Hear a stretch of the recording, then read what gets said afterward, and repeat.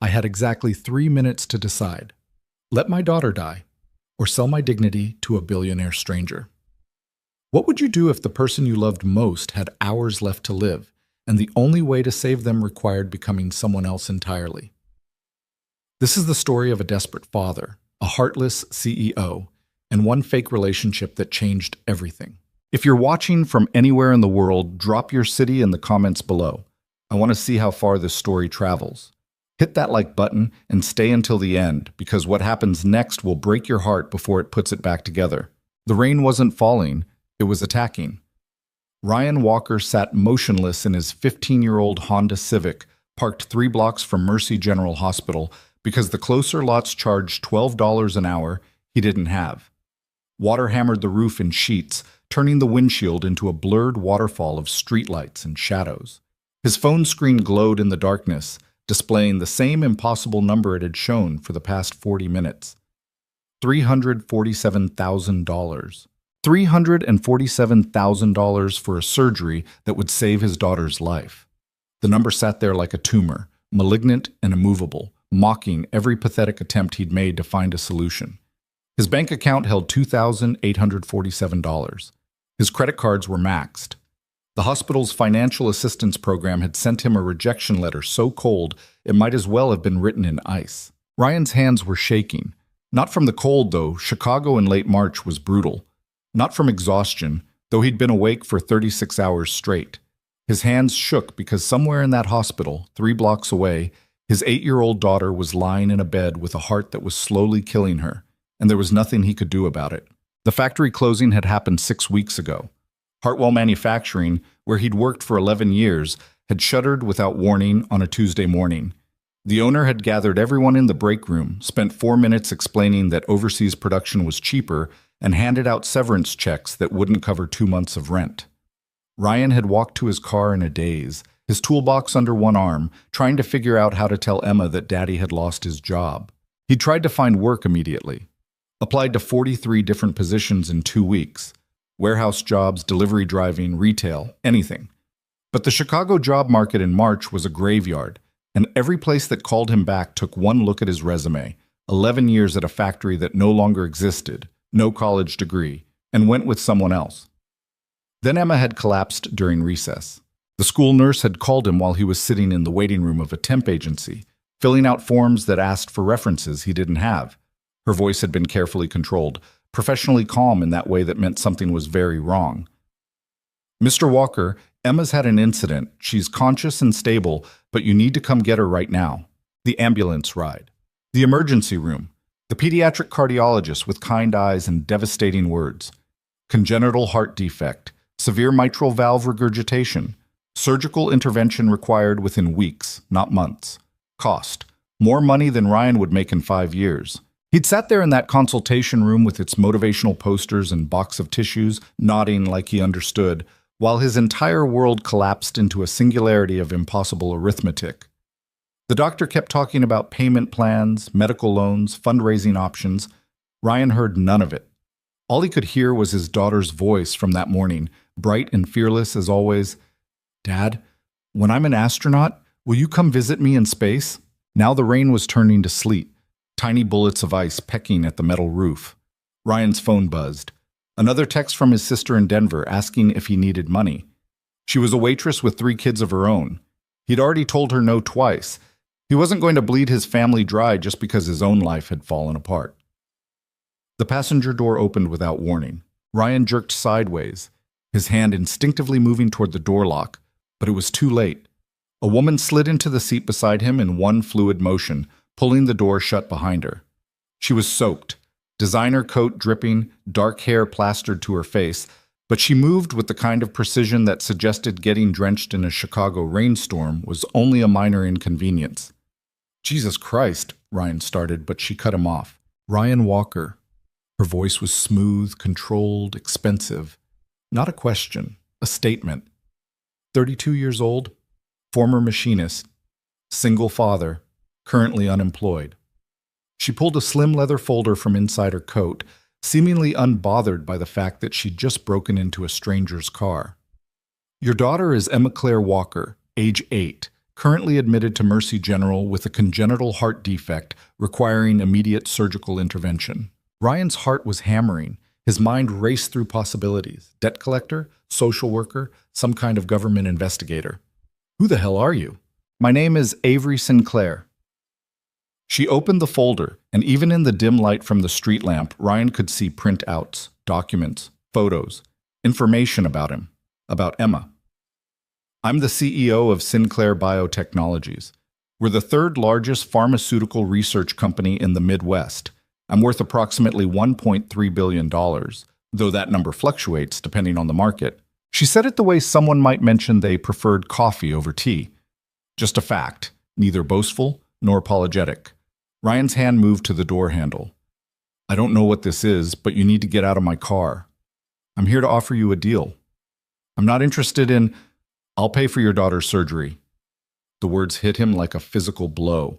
Ryan froze, his hand still on the door. What? Avery turned to face him fully for the first time. She was younger than her voice suggested, maybe 30, with sharp features and eyes that looked like they'd forgotten how to feel anything years ago. I'll cover the entire cost of Emma's medical treatment, surgery, recovery, medications, follow-up care, all of it, plus $50,000 in cash for your living expenses while you're unable to work. Ryan's throat had gone completely dry. Why would you? Because I need something from you. Avery pulled a document from the folder, a single page of densely printed text. This weekend, I have to attend my family's annual gathering at our estate in Lake Geneva. My parents have been pressuring me for the past 2 years to bring someone. Anyone. They believe I've become too isolated, too focused on work. They're threatening to restructure the company's leadership if I don't demonstrate that I have a personal life outside the office. She said it all with the emotional inflection of someone reading a grocery list. So you want... Ryan's brain was struggling to process any of this. What, you want me to pretend to be your boyfriend? For 72 hours. Friday evening through Monday morning. You'll attend family meals, participate in basic social activities, and present yourself as someone I've been seeing for approximately 4 months. In exchange, I'll wire $347,000 to Mercy General Hospital by Tuesday morning, along with the additional $50,000 to your personal account. Ryan stared at her. At the stranger who'd invaded his car, who somehow knew every detail of his desperate situation, who was offering him exactly what he needed in exchange for something that sounded insane. This is... He laughed, a short, bitter sound. This is crazy.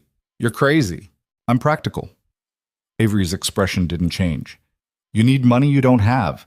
I need a solution to a family problem that's interfering with my business operations. This is a transaction that benefits both parties. You could hire anyone.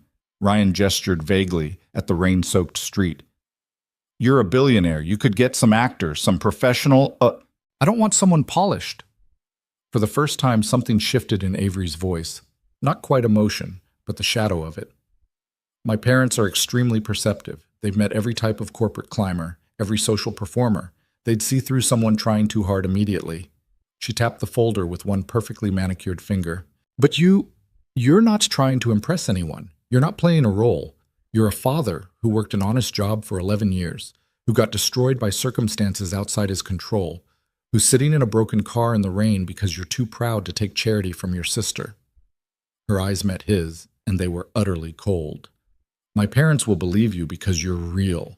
You're not pretending to be anything you're not. Ryan's hands had stopped shaking. He felt weirdly numb, like he was watching this conversation happen to someone else. And what happens when they find out it's all fake? They won't. Avery's certainty was absolute. Because on Monday morning, you'll go back to your life, I'll go back to mine, and we'll never have to see each other again. My parents will believe the relationship simply didn't work out. By the time they start pressuring me again, I'll have restructured the company in a way that makes their threats irrelevant. She pulled out a pen, clicked it once. This is a standard contract. I'll need your signature tonight. The hospital needs to schedule Emma's surgery within the next 10 days, and the financial clearance takes at least 48 hours to process. If you agree, I'll have my attorney submit the payment authorization first thing tomorrow morning. Ryan took the contract with hands that had started shaking again. The words blurred together, whereas the party of the first part, compensation in the amount of termination clause, confidentiality agreement, his daughter was dying. That was the only sentence his brain could form. Everything else, his pride, his dignity, the absolute insanity of what this woman was proposing, none of it mattered compared to that one simple fact. Emma was dying, and he had no other way to save her. What if I screw it up? His voice came out rough. What if your parents see right through me? Then you'll have tried. Avery's tone didn't soften, but something in her posture shifted slightly. The contract has a good faith clause. As long as you make a genuine effort to fulfill the terms, the payment stands regardless of outcome. I'm not interested in punishing you for my parents' perception. Ryan looked down at the paper, at the signature line that represented every compromise he'd sworn he'd never make, every principle he'd thought was non-negotiable. He thought about Emma in her hospital bed, probably asleep now, her small chest rising and falling with the rhythm of a heart that was betraying her. He thought about her last words to him before he'd left tonight. "Don't be sad, Daddy. The doctors are really nice here." She'd been comforting him.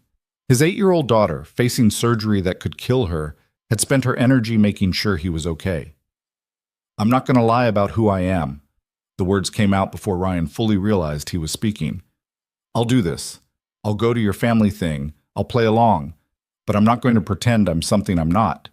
I lost my job. I'm broke. I'm raising my daughter alone. If your parents ask, I'm telling them the truth." For the first time since she'd entered his car, Avery Sinclair looked genuinely surprised. "That's not what I'm asking you to." "I know what you're asking." Ryan's voice was steady now. "And I'll do it. But on my terms. I'm not an actor. I'm not going to put on some show. Your parents want to meet someone real? Fine. But that means they get the actual me, not some cleaned-up version you think they want to see." Avery was quiet for a long moment. Outside, the sleet had turned back to rain, drumming against the roof in a rhythm that sounded almost like applause. "All right." She extended the pen. "On your terms." Ryan signed his name on the line, each letter feeling like a small betrayal of every value he'd tried to build his life around. But when he handed the contract back and saw Avery pull out her phone to photograph it, all he could think about was Emma waking up tomorrow to the news that her surgery was scheduled, that everything was going to be okay, that her father had found a way. Even if that way meant selling himself to a stranger for a weekend. Avery tucked the contract back into her folder and opened the car door. Rain immediately swept inside, soaking the passenger seat. "A car will pick you up Friday at 4 p.m. Pack for 3 days. Business casual for meals, something comfortable for daytime activities. Don't bring anything that looks too worn or cheap. My parents will notice." "I don't have anything that isn't worn or cheap," Ryan said flatly. Avery paused, halfway out of the car. "Then I'll have appropriate clothing delivered to your address Thursday evening.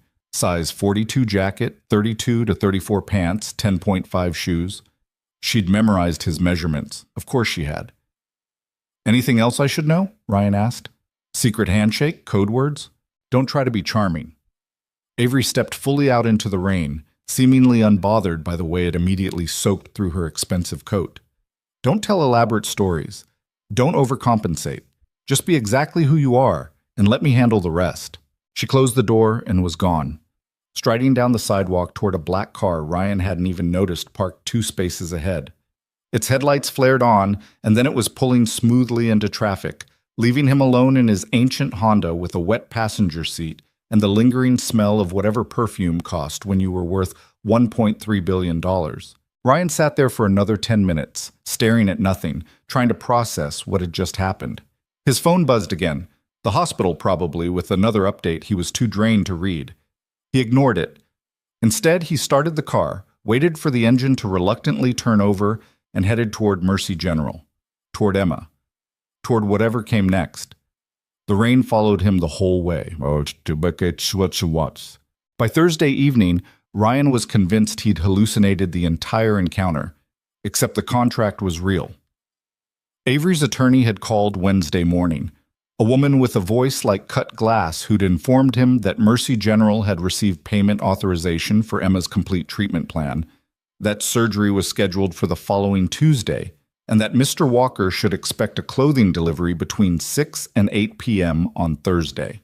Emma's surgery was happening. His daughter was going to live. The rest of it still felt like a dream constructed by his sleep-deprived brain. Ryan was sitting on the floor of his apartment, surrounded by Emma's drawings, rockets and stars and astronauts with enormous smiles, when someone knocked on the door. He opened it to find a delivery man holding 3 garment bags and 2 shoeboxes, all bearing the discreet logo of a men's clothing store Ryan had walked past 100 times but never entered. "Ryan Walker?" the man asked. "Yeah."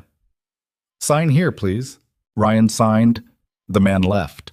Ryan carried everything inside and laid it out on his bed. The bed that was also his couch, his dining table, his entire living space in the cramped efficiency apartment he'd moved into after the factory closed. 2 suits, 4 shirts, 2 pairs of shoes, casual pants, a leather belt, everything in his exact size, all of it nicer than anything he'd ever owned. There was a note typed on heavy cardstock. "Wear the navy suit Friday evening. The gray is for Sunday brunch. Shirts are interchangeable. Shoes are broken in. I had someone wear them for 2 days. Don't worry about accessories. A.S." She'd had someone wear the shoes so they wouldn't give him blisters. Ryan didn't know whether to be impressed or disturbed by that level of attention to detail. He tried on the navy suit. It fit perfectly, moving with him in a way his old interview suit never had. He looked at himself in the bathroom mirror, the only mirror in the apartment, and barely recognized the man staring back.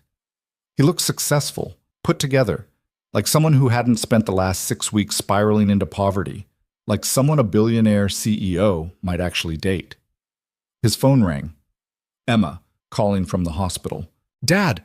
Her voice was bright, completely unaware of how close she'd come to a future that didn't include her surgery. "Guess what? They moved my operation to Tuesday. The nurse said someone made a special arrangement. Isn't that cool?" "Yeah, sweetheart." Ryan's throat was tight. "That's really cool. Are you okay? You sound weird." "I'm fine, just tired." "You're always tired."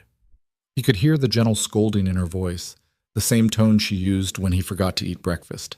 8 years old and already more emotionally intelligent than he'd ever been. "Promise me you'll sleep tonight." "I promise." "Good.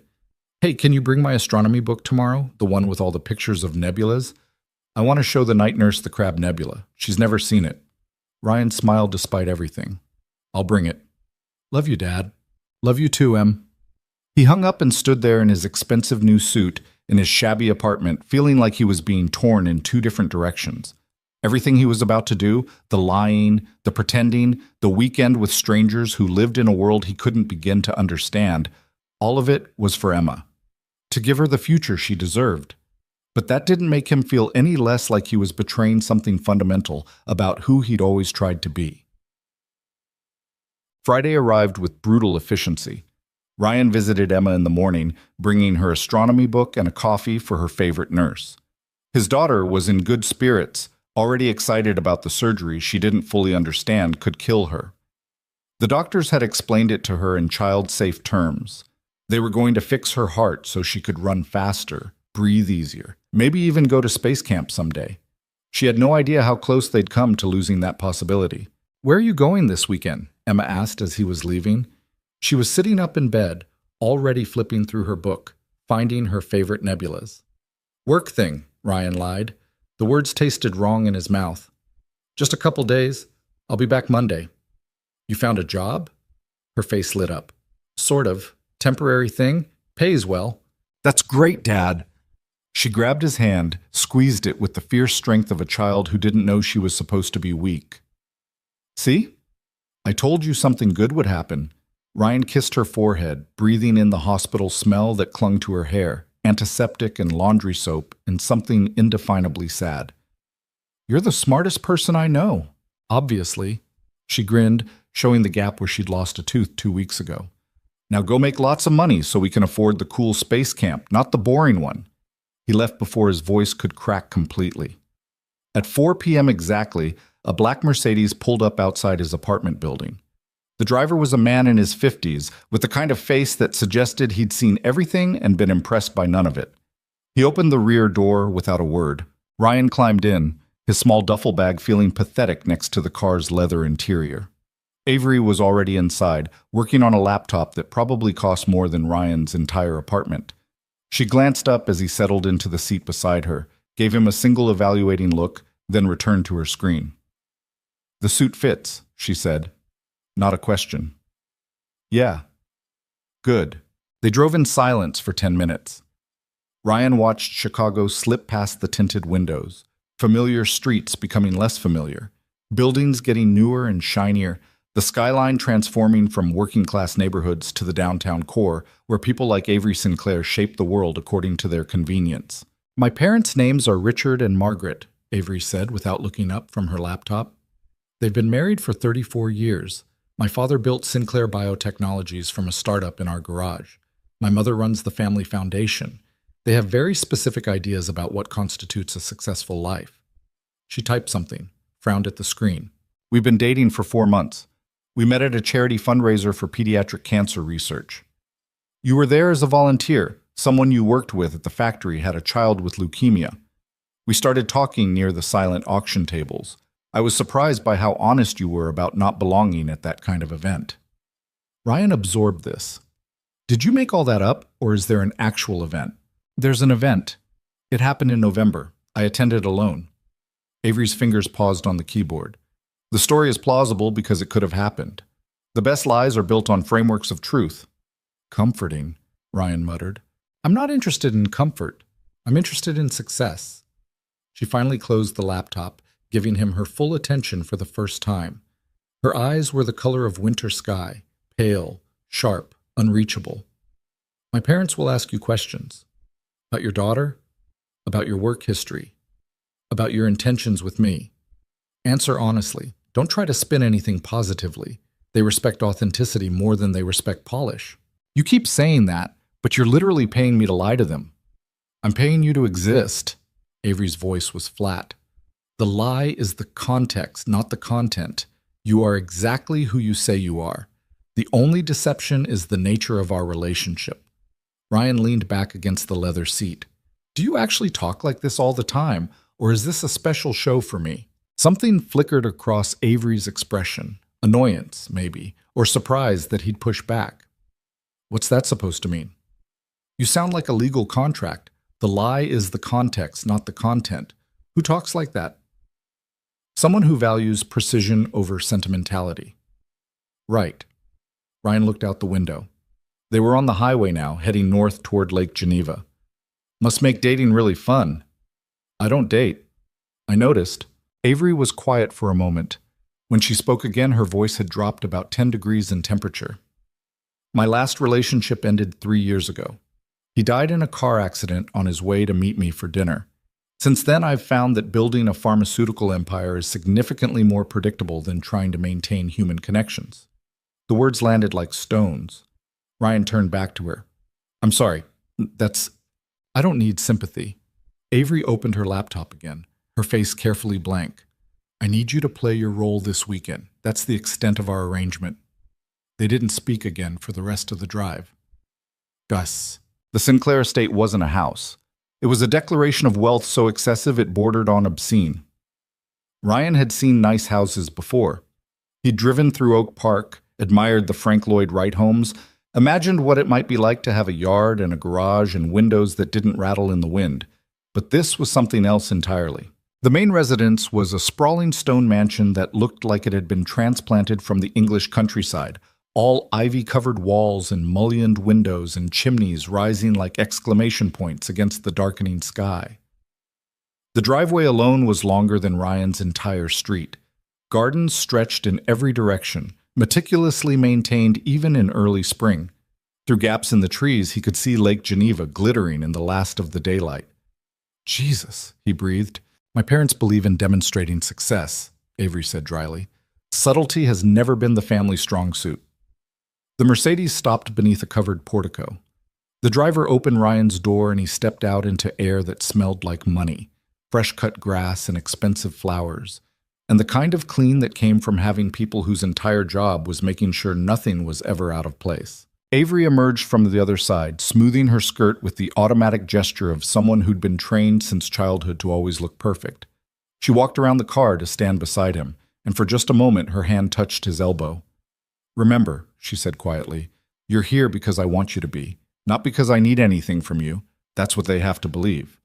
Then the front door opened, and Richard and Margaret Sinclair stepped out to meet them. Richard was in his 60s, tall and barrel-chested, with silver hair and the kind of handshake that felt like a test of character. Margaret was elegant in that way that required professional help. Perfect posture, perfect hair, perfect smile that didn't quite reach her eyes. Avery. Margaret kissed her daughter's cheek, the gesture somehow both warm and distant. We were beginning to think you'd changed your mind. Traffic, Avery lied smoothly. Richard's attention had already shifted to Ryan. And this must be the mysterious boyfriend we've heard nothing about. Ryan Walker. Ryan extended his hand, and Richard took it in a grip that confirmed Ryan's suspicion that this was absolutely a test. Thank you for having me this weekend. A pleasure. Richard's eyes were doing calculations Ryan could practically see, taking in the suit, the posture, the calloused hands that no amount of expensive clothing could disguise. Avery tells us you're in manufacturing? Here it was, the first real test. Ryan could feel Avery tense slightly beside him. He'd promised her honesty, but standing here in front of this mansion, facing these people who lived in a universe so different from his own, every instinct screamed at him to lie. But he'd signed a contract that said he'd be himself. I was, Ryan said evenly. Worked at Hartwell Manufacturing for 11 years. They closed the plant 6 weeks ago. I've been looking for work since then, but the market's tough right now. The silence that followed lasted maybe 3 seconds. It felt like an hour. Margaret's smile had frozen in place. Richard's expression was unreadable. Avery was very carefully not looking at anyone. Then Richard laughed, a short, surprised bark of sound. Well, he clapped Ryan on the shoulder hard enough to sting. At least you're honest. Come on, let's get you both inside before Margaret starts interrogating you on the front steps. She's been composing questions all week. I have not, Margaret protested, but she was smiling more genuinely now. I've simply been curious about the man who finally convinced our daughter to take an evening off. They moved inside into an entrance hall that could have fit Ryan's entire apartment 3 times over. Marble floors, a chandelier that probably required its own insurance policy, oil paintings that looked old enough to be in a museum. A curved staircase swept upward to the second floor, its banister polished to a mirror shine. Ryan felt like an imposter. Worse, he felt like an imposter who just admitted to being unemployed, which was possibly the worst possible opening move in a game he didn't know how to play. But Avery's hand found his again, just for a moment. A brief squeeze that might have been reassurance or might have been a warning. Come on, she said. I'll show you to your room. Baden. They put him in a guest suite that was bigger than the apartment he'd just left. Ryan stood in the center of Persian rugs and antique furniture and windows that overlooked gardens he couldn't even see the end of, trying to process the surreal gap between this world and the one he'd woken up in this morning. You did well. Avery was leaning in the doorway, watching him with that unreadable expression she seemed to wear like armor. My father respects directness. You surprised him. I surprised myself, Ryan admitted. He set his duffel bag on a chair that probably cost more than his car. I thought he was going to throw me out. Richard Sinclair didn't build a billion-dollar company by surrounding himself with yes men. Avery stepped fully into the room, closing the door behind her.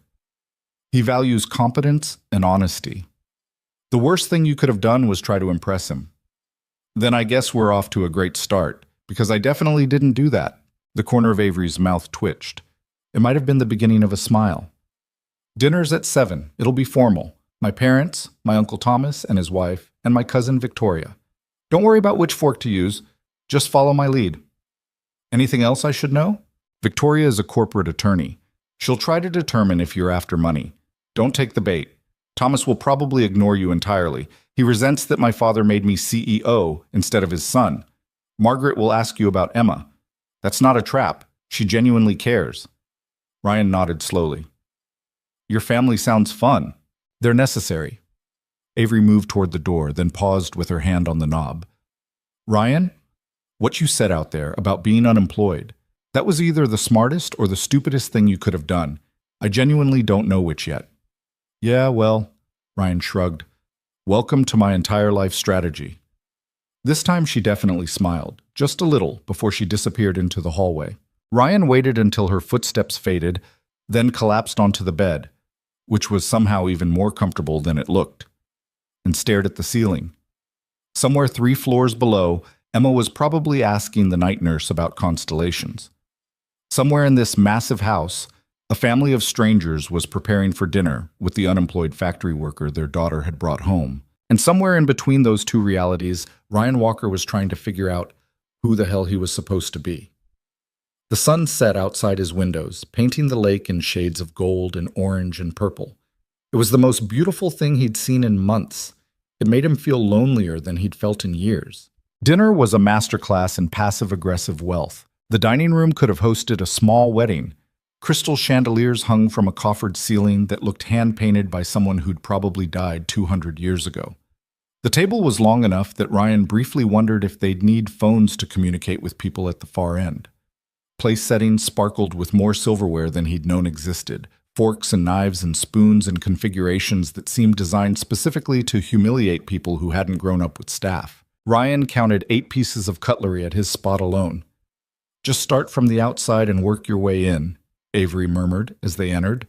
She was wearing a black dress that probably cost more than his car, her hair pulled back in a way that made her look even more untouchable than usual. "And if you get lost, wait to see what I use." "Comforting," Ryan muttered, but she was already moving toward her parents. Richard stood at the head of the table, a glass of something amber in his hand. Margaret sat to his right, her posture so perfect it looked painful. 2 other people Ryan hadn't met yet occupied the middle seats. A man in his 50s with Richard's build but none of his warmth, and a woman about Avery's age wearing an expression that suggested she was already cataloging Ryan's flaws. "Everyone, this is Ryan Walker," Avery announced with the flat efficiency of someone introducing a quarterly earnings report. "Ryan, my uncle Thomas Sinclair, his wife Diane, and my cousin Victoria." Thomas gave him a nod that managed to be both acknowledgement and dismissal. Diane smiled in that polite way that didn't involve any actual facial muscles. Victoria's handshake was aggressive enough to communicate exactly what she thought about unemployed factory workers dating into her family. "So you're the mystery man," Victoria said, settling back into her chair. She had Avery's sharp features, but none of her restraint. Everything about her screamed lawyer ready for cross-examination. "Avery's been remarkably secretive about you." "I value my privacy," Avery replied smoothly, taking the seat beside her mother. She gestured for Ryan to sit next to her. He did, hyper-aware of every movement. The chair was the kind of comfortable that came from wood that had been aging longer than he'd been alive. A server appeared from nowhere to pour wine into a glass Ryan hadn't even noticed.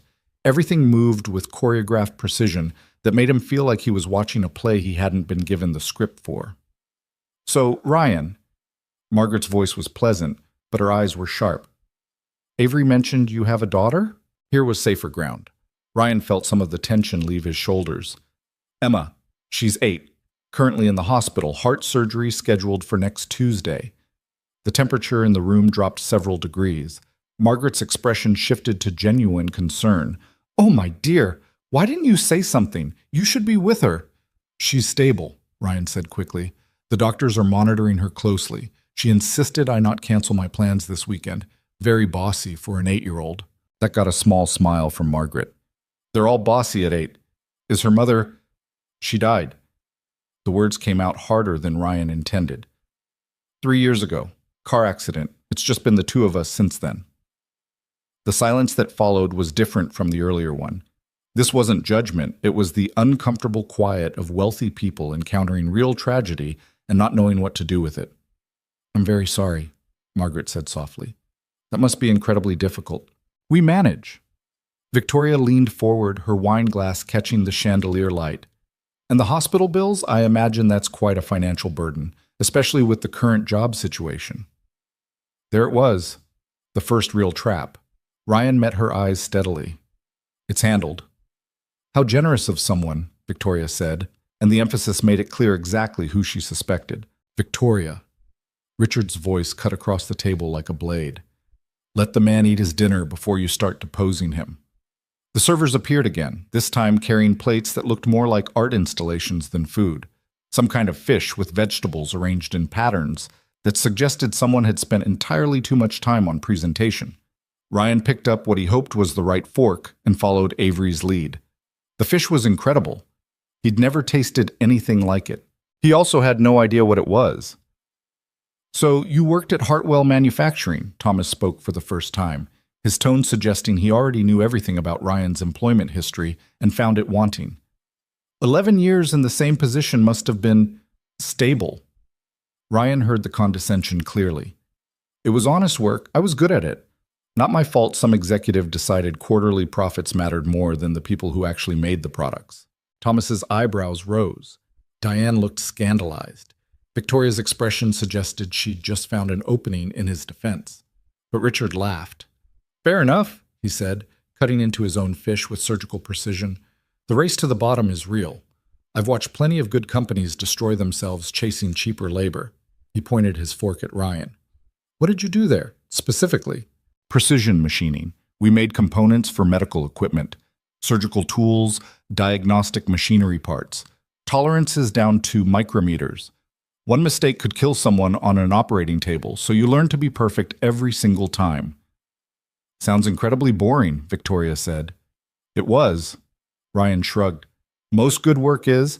The satisfaction came from knowing at the end of the day you'd built something that mattered, something real. He saw Avery glance at him from the corner of her eye, but he couldn't read her expression. And now? Thomas pressed. What are your plans? Surely you don't intend to remain unemployed indefinitely.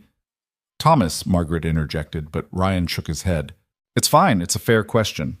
He set down his fork. I'm applying everywhere that's hiring. Manufacturing jobs are scarce, but I'm not picky. Warehouse work, delivery driving, whatever pays. Right now my priority is making sure my daughter survives her surgery. After that, I'll figure out the rest. The honesty seemed to hit them differently. Margaret was looking at him with something that might have been approval.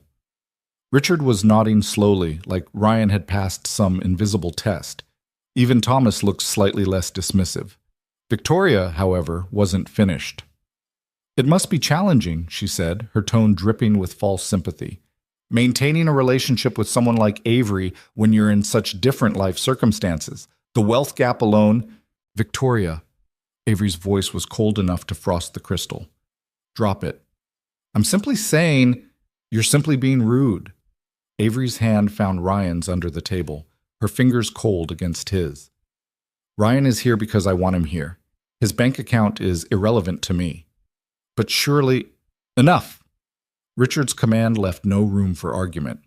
Victoria, if you can't manage basic civility, you can take your dinner in the kitchen. Victoria's mouth snapped shut, but her eyes promised this conversation wasn't over. The rest of the meal passed in safer territory, Richard asking about Emma's interests, Margaret sharing stories about Avery's childhood that made the CEO beside him seem almost human, Thomas pontificating about pharmaceutical industry trends that Ryan barely followed. Diane remained mostly silent, smiling at appropriate moments like a wind-up doll programmed for polite dinner attendants. Ryan navigated it all by following a simple strategy. Tell the truth, don't elaborate unnecessarily, and let Avery handle anything that required actual knowledge of their fake relationship. By the time dessert arrived, some kind of chocolate construction that had to be explained by the server, he was exhausted from the mental effort of simply existing in their world. Coffee in the library, Richard announced as the plates were cleared. Ryan, you're a bourbon man. You look like a bourbon man. I'm a beer man, honestly, Ryan said. But I'll drink whatever you're pouring. Richard grinned. Honest to the end, I like that. Come on, let's see if we can find something that won't offend your working-class palate. The library was exactly what Ryan expected from people who probably had someone whose entire job was dusting books. Floor-to-ceiling shelves, leather furniture, the smell of old paper and older money. A fire crackled in a fireplace large enough to stand in. Richard poured bourbon from a crystal decanter into glasses that probably cost more than Ryan's weekly grocery budget. Sit. The women will be talking about whatever it is women talk about when men aren't around, probably plotting our murders. Ryan took a seat in a chair that immediately tried to swallow him whole. Thomas settled across from him, still radiating disapproval. Richard remained standing, warming his bourbon over the fire. So, Richard turned to face him directly. You're sleeping with my daughter. Ryan nearly choked on his drink. We're not. Don't lie to me, son. You're dating. You're both adults. I'm not naive. Richard's expression was unreadable. What I want to know is whether you're with her because of who she is or because of what she has. The trap was elegant in its simplicity. Ryan set down his glass, meeting Richard's eyes directly. I'm with her because she's the most isolated person I've ever met. And somehow, that makes her the only person who understands what it's like to be completely alone in a crowded room. The silence stretched. Then Richard nodded slowly. That's perceptive.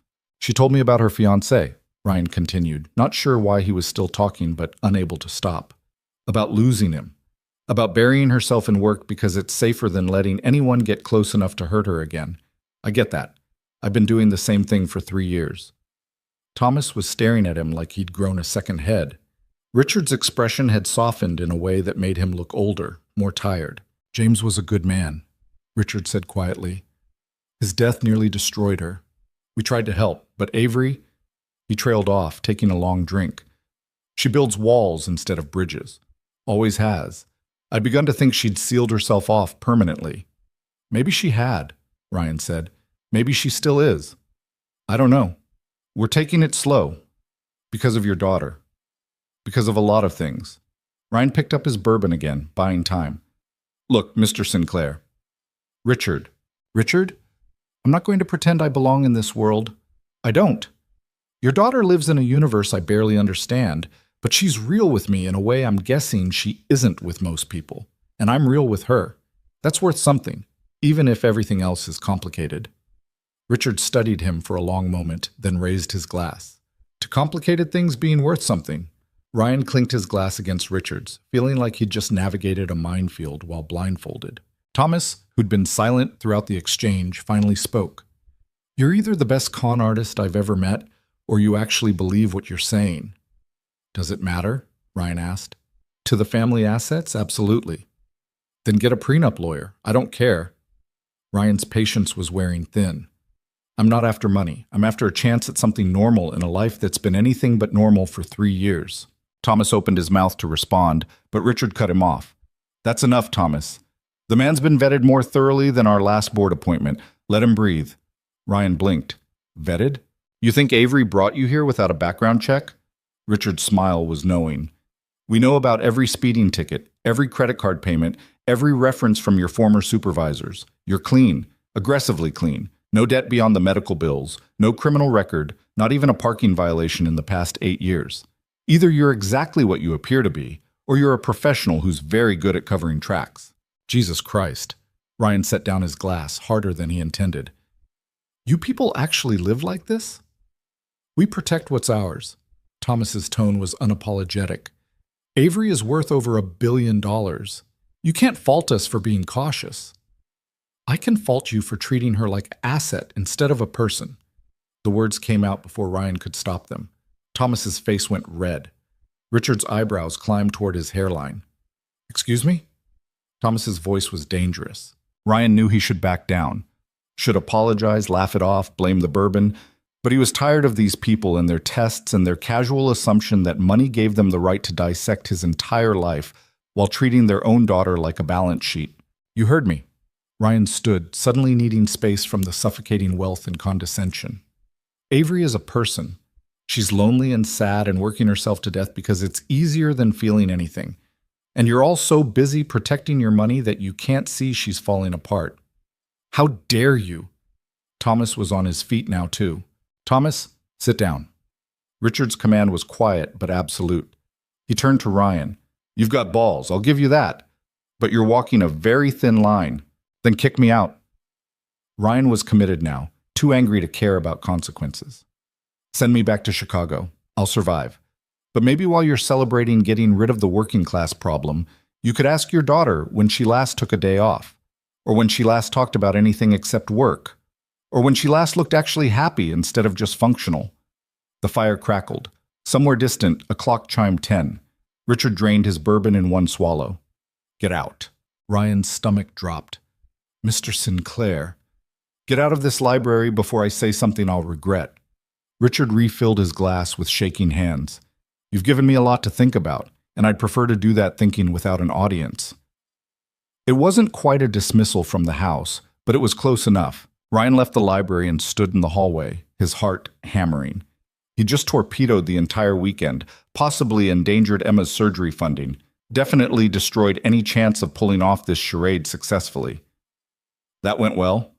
He spun. Avery was standing in the shadows near the staircase, still wearing that black dress, her expression unreadable. "How long were you listening?" Ryan asked. "Long enough." She moved toward him, her heels clicking on marble. "You just told my father that his family treats me like a corporate asset." "Yeah, I did. That was incredibly stupid." "Probably." Avery stopped a few feet away, studying him with those winter sky eyes. "It was also the first time anyone's defended me to his face in approximately 15 years. Ryan blinked. "You're not mad?" "I'm furious." But there was something in her voice that contradicted the words. "You were supposed to play nice, make polite conversation, let them feel comfortable with the idea of us together. Instead, you called them out for emotional neglect while drinking their bourbon. In my defense, your cousin started it. Victoria is a viper. You don't engage, you deflect." "I'm not good at deflecting." "I've noticed." Avery moved closer and Ryan caught a hint of her perfume, something subtle and expensive that probably had a French name he couldn't pronounce. "My father is going to be impossible tomorrow. He hates being told uncomfortable truths about his parenting." "Should I pack my stuff?" "No."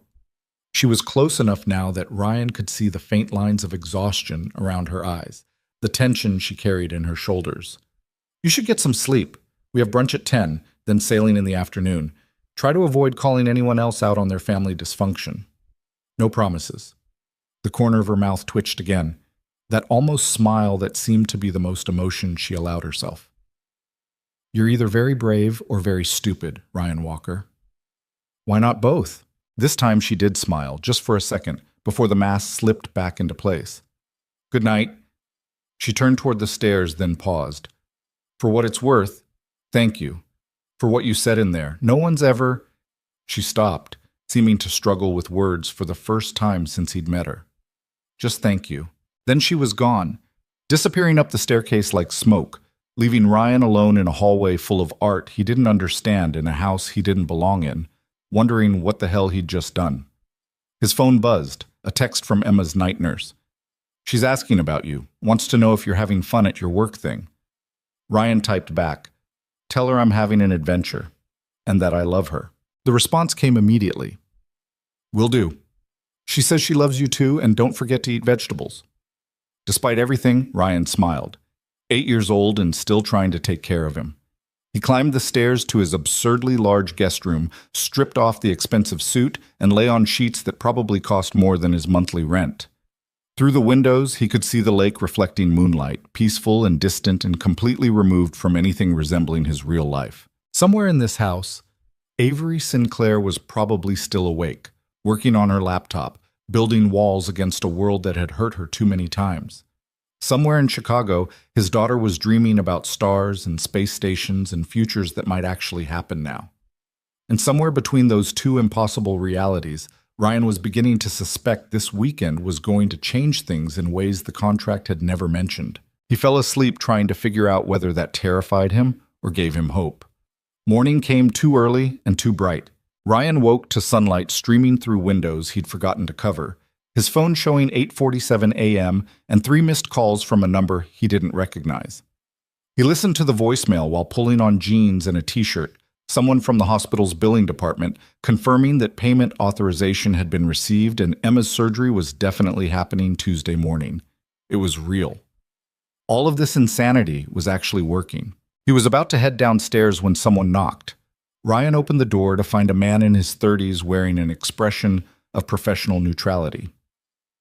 "Mr. Walker, I'm James, the house manager. Mrs. Sinclair asked me to inform you that brunch is served on the terrace at 10. The dress code is smart casual." His eyes flickered over Ryan's jeans in a way that suggested they did not qualify. "Perhaps the khakis and blue shirt from your wardrobe?" "Right, thanks." James nodded and disappeared down the hallway with the silent efficiency of someone who'd mastered the art of being invisible. Ryan changed into the khakis and blue shirt, both of which fit perfectly because of course they did, and made his way downstairs. The house was different in daylight, somehow even more overwhelming. He passed rooms that seemed to exist for no reason, hallways lined with art that probably belonged in museums, windows that framed the lake like living postcards. He found the terrace by following the sound of voices. The space was elegant but less formal than the dining room. Wrought iron furniture, potted plants, a view of the lake that looked photoshopped in its perfection. Margaret was reading a newspaper, Richard was on his phone, and Avery was typing on her ever-present laptop. Victoria was mercifully absent. "Ryan." Margaret spotted him first, her smile warm. "Come sit. Coffee? The croissants are exceptional this morning." He took a seat, accepted coffee from a server who appeared from nowhere, and helped himself to food from platters arranged on a side table. The croissants were, as promised, exceptional. So was the fruit, the pastries, the small quiches that probably had some French name he didn't know. Richard lowered his phone, meeting Ryan's eyes with an expression that gave nothing away. "Sleep well?" "Very well, thank you." "Good." Richard set the phone aside completely. "I've been thinking about what you said last night." Here it came. The polite dismissal, the suggestion that perhaps this relationship wasn't working out, the offer of a car back to Chicago. "You were right," Richard continued, "about Avery, about how we treat her." Ryan nearly dropped his coffee cup. Beside him, Avery's fingers had stopped moving on her keyboard. Margaret looked up from her newspaper, her expression carefully neutral. "Richard, no, he's right." Richard's voice was firm. "We've been so focused on protecting the company, protecting the assets, making sure she's positioned for success, that we forgot to make sure she's actually living a life worth protecting." Avery closed her laptop slowly. "Dad, you don't need to... When was the last time you took a vacation?" Richard asked her directly. "A real one, not a business conference with a golf course attached?" "I don't need vacations. I have work." "When was the last time you had dinner with someone who wasn't a colleague or a client?" Avery's silence was answer enough. Margaret folded her newspaper, her movements precise. "Darling, we're just concerned. After James, you shut down so completely. We didn't know how to reach you. So you decided the solution was to threaten my position at the company?" Avery's voice was controlled, but Ryan could hear the anger underneath. "To make my personal life a condition of my professional authority?" "We decided," Richard said carefully, "that watching you work yourself into an early grave wasn't acceptable anymore. If threatening your position was the only way to force you to start living again, then yes, that's what we did." The admission hung in the air like smoke. Ryan suddenly felt like he was intruding on something deeply private. He started to stand. "I should..." "Stay." Avery's hand shot out, catching his wrist. Her grip was tight enough to hurt. "Please." He sat back down slowly. Margaret was looking at her daughter with an expression Ryan recognized, the same helpless worry he felt every time Emma's heart monitor beeped irregularly. "We just want you to be happy, sweetheart. Is that really so terrible? You want me to be married with children and hosting charity galas?" Avery's voice was flat. "You want me to be a version of successful that fits your definition, not mine." "We want you to be more than just a CEO," Richard said quietly. "You're brilliant, Avery. You've taken the company further than I ever imagined, but you're also 30 years old and you're lonely, and you won't admit it because admitting it means acknowledging that something in your life isn't perfect." Avery was very still, her hand still gripping Ryan's wrist like an anchor. "I'm fine," she said, but her voice cracked slightly on the last word. "You're not?" Margaret stood, moving around the table to place a hand on her daughter's shoulder. "And that's okay. You don't have to be fine all the time." For a moment, Ryan thought Avery might actually break, might let down those walls she'd built so carefully and admit that yes, she was drowning in work and loneliness and unprocessed grief. Her throat worked, her eyes bright with something that might have been tears. Then she stood abruptly, pulling away from both her mother's hand and Ryan's wrist. "I need to make some calls. Excuse me." She left the terrace in quick, controlled strides that were almost running. The silence she left behind was uncomfortable. "I apologize," Margaret said, settling back into her chair with a sigh. "This weekend was supposed to be pleasant, and we've managed to turn it into family therapy." "She needs family therapy," Richard muttered into his coffee. "Stubborn as her mother." "Stubborn as you mean?" Margaret shot him a look, then turned to Ryan. "I'm sorry you're caught in the middle of this. It's not fair to you." Ryan picked up his croissant, buying time while he figured out what to say. "For what it's worth, she's not as okay as she pretends to be, but she's trying. That counts for something." Is she? Richard's question was genuine. Trying? Because from where I sit, she's doing exactly what she's always done, running away from anything that might require actual emotional vulnerability. She brought me here. Ryan set down the croissant uneaten. That took vulnerability. She told you I was unemployed, broke, a single father with a sick kid. She could have lied about all of it, made me sound more impressive, more like someone you'd approve of. But she didn't. Margaret tilted her head, considering. That's true. And last night, when Victoria was being... Ryan searched for a polite word. A viper? Richard supplied. Yeah, Avery defended me. She didn't have to do that either. Richard and Margaret exchanged a look that Ryan couldn't quite interpret. You're good for her, Margaret said finally. I wasn't sure at first. The circumstances are unusual. The timing is complicated. But watching you two together, she smiled. You make her remember she's human. That's rare. Guilt twisted in Ryan's stomach. They were talking about a relationship that didn't exist, praising him for being good for their daughter when the whole thing was built on a contract and desperation. He was lying to these people who were being genuinely kind to him, and every word of praise made it worse. I should check on her, he said, standing before he could reveal something he shouldn't. She'll be in her study, Richard said. 3rd floor, east wing, door with the frosted glass. Ryan found his way through the maze of hallways, passing more art and more windows and more evidence of wealth so extreme it had stopped feeling real. The 3rd floor was quieter, more private. He found the frosted glass door easily enough. He knocked. Come in. Avery was standing by the window, her back to the door, phone pressed to her ear. No, David, I don't care if the board is nervous. The timeline is firm, because I'm the CEO and I'm telling you it's firm. Handle it. She ended the call and turned to face Ryan. Her expression was back to neutral, the momentary vulnerability from the terrace completely erased. They sent you to check on me, she said. It wasn't a question. I volunteered. Ryan closed the door behind him. You okay? I'm fine. You're really not. Avery's jaw tightened. I don't need therapy from my fake boyfriend, Ryan. Good, because I'm not qualified to provide it. He leaned against the door. But I am qualified to recognize when someone's about to crack from trying to hold too much together at once. I'm not cracking. Your hand was shaking when you left the table. She looked away toward the window and the lake beyond. They have no right to dictate how I live my life. They're your parents. They're worried about you, Az. They're worried about the company's image, about their legacy, not about me. Ryan crossed the room until he was standing beside her at the window.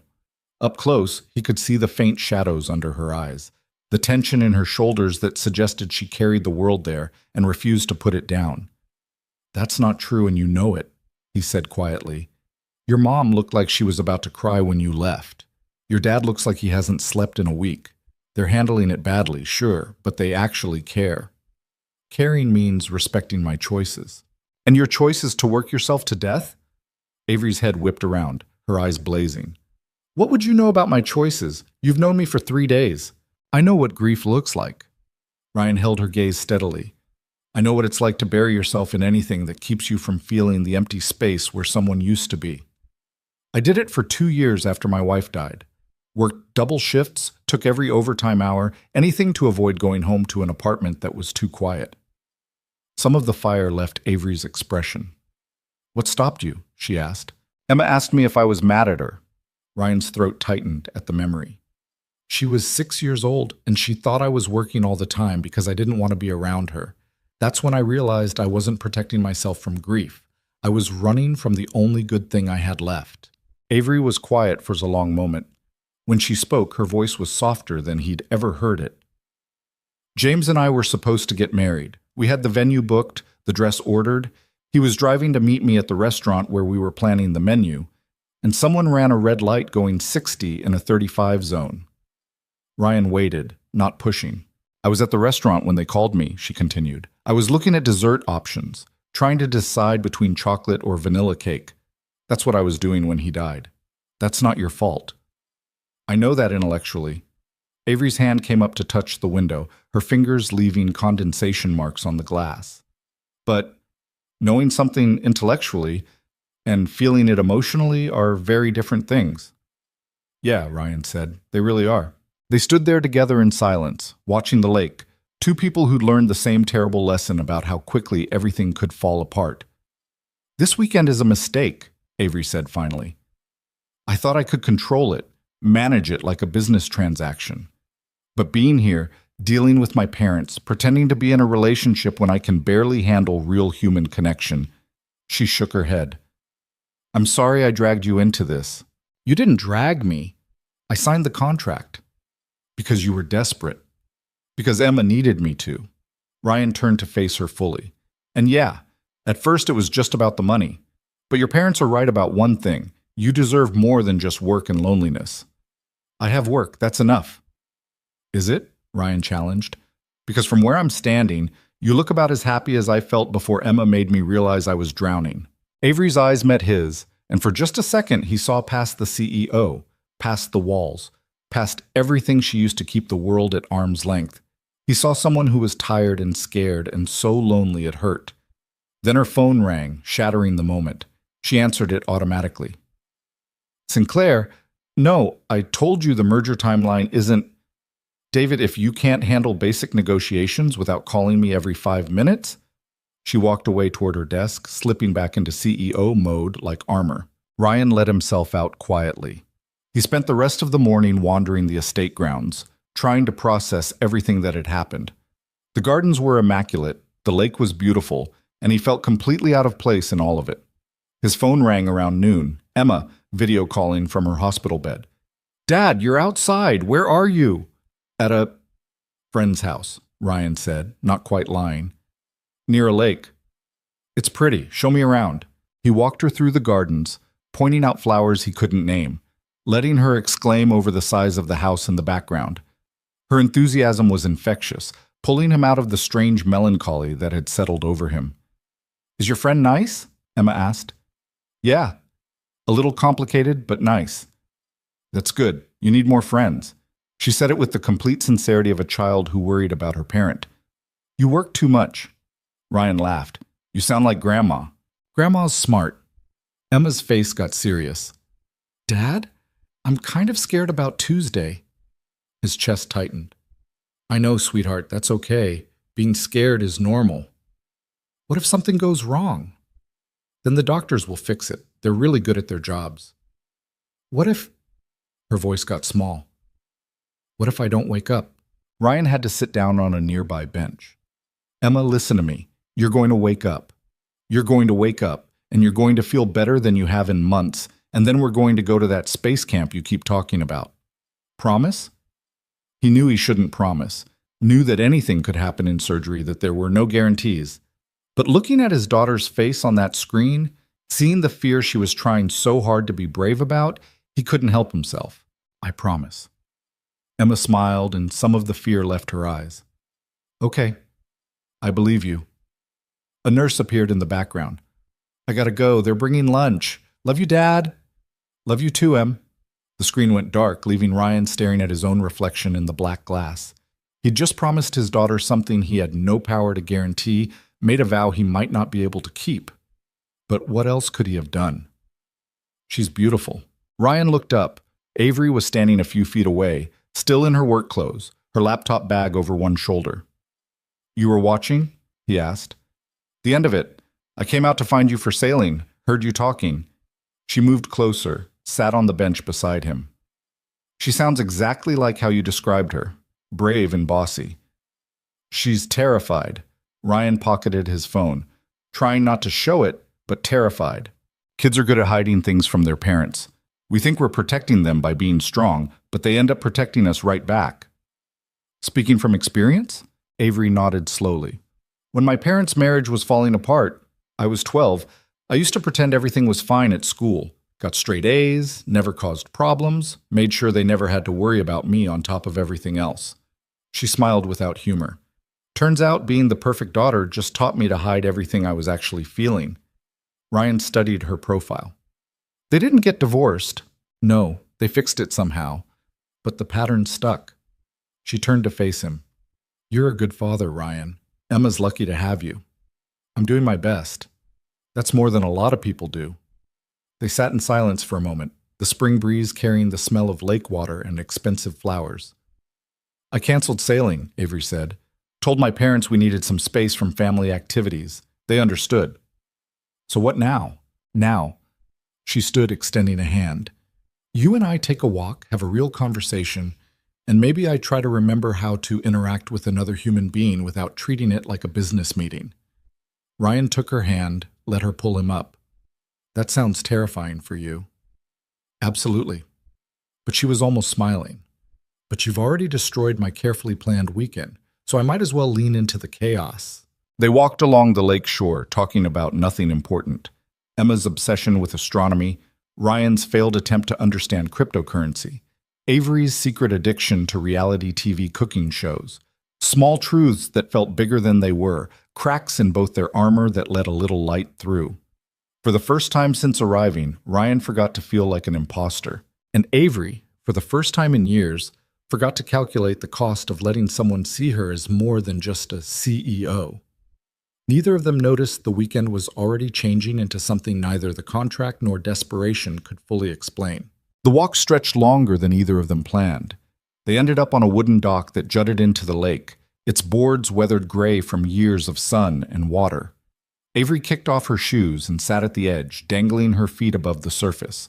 Ryan joined her, close enough that their shoulders almost touched. I never come out here anymore, Avery said, watching the water ripple in the wind. Used to spend entire summers on this dock when I was a kid. Reading, mostly, hiding from whatever social event my parents were hosting. Antisocial even then? Selective. She glanced at him. There's a difference. Is there?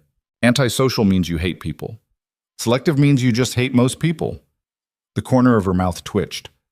I was actually friendly with a few of the local kids, before boarding school, anyway. Ryan picked at a splinter in the wood. Your parents sent you away? I asked to go. Avery drew her knees up, wrapping her arms around them. Home was complicated. Mom and Dad fighting constantly, trying to build the company while their marriage fell apart. Boarding school was quieter, more predictable. Lonelier? Maybe, but I got used to it. She rested her chin on her knees. You learn to prefer solitude when people keep disappointing you. Ryan thought about that. About a 12-year-old girl choosing isolation over the chaos of family, learning self-sufficiency as a survival skill instead of a choice. He wondered if she'd ever unlearned it, or if she'd just gotten better at making loneliness look like strength. Emma would hate you, he said. Avery's head turned sharply. What? If she met you right now, as you are, she'd probably hate you. Ryan was smiling slightly. She's got this thing about people who make themselves sad. That's what she calls it when I work too much or don't talk about her mom. She corners me and says, Dad, you're making yourself sad again. Stop it. That's bossy? Yeah, but she's right most of the time. Ryan stretched his legs out, his feet not quite reaching the water.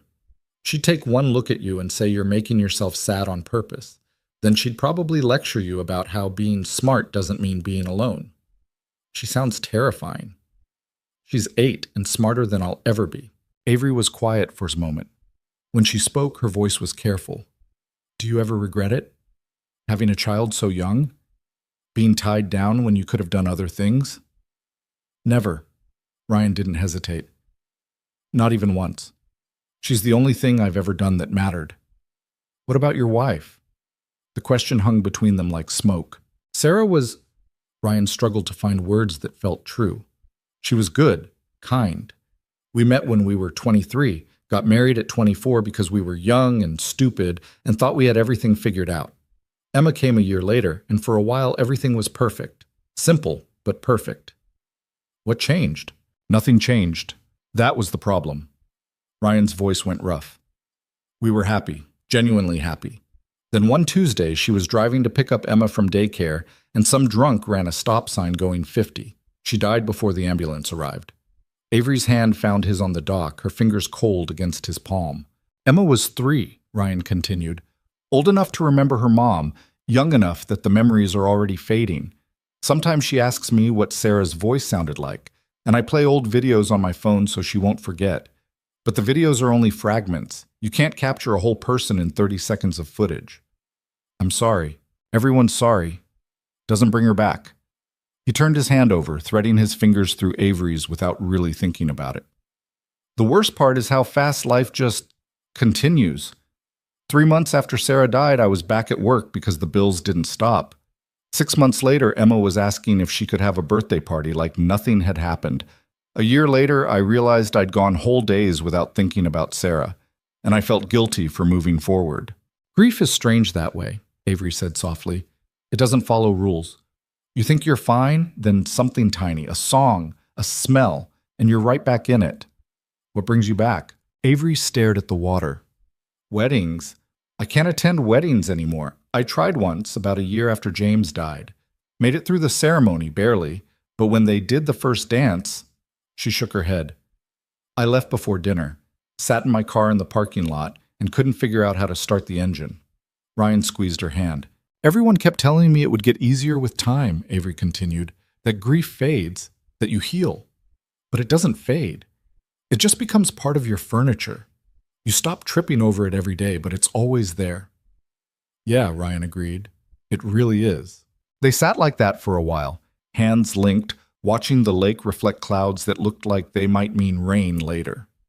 Two people who'd learned the same lessons about loss, about the way life kept moving forward, whether you were ready or not. Ryan's phone buzzed. He pulled it out with his free hand, saw Emma's hospital floor number on the caller ID. I should take it, Avery said, releasing his hand. He answered. Hello? Mr. Walker. A nurse's voice, professional and calm in that way that immediately made his stomach drop. This is Rachel from pediatric cardiology. Emma's fine, she added quickly, but she's asking for you. She's having a rough afternoon, anxiety about Tuesday. We've tried distraction, but she really wants to talk to you. Put her on. There was rustling, then Emma's voice, smaller than it had been this morning. Dad? Hey, sweetheart. What's wrong? Nothing, She sniffled. Can you come back? I know you're at your work thing, but I really want you here.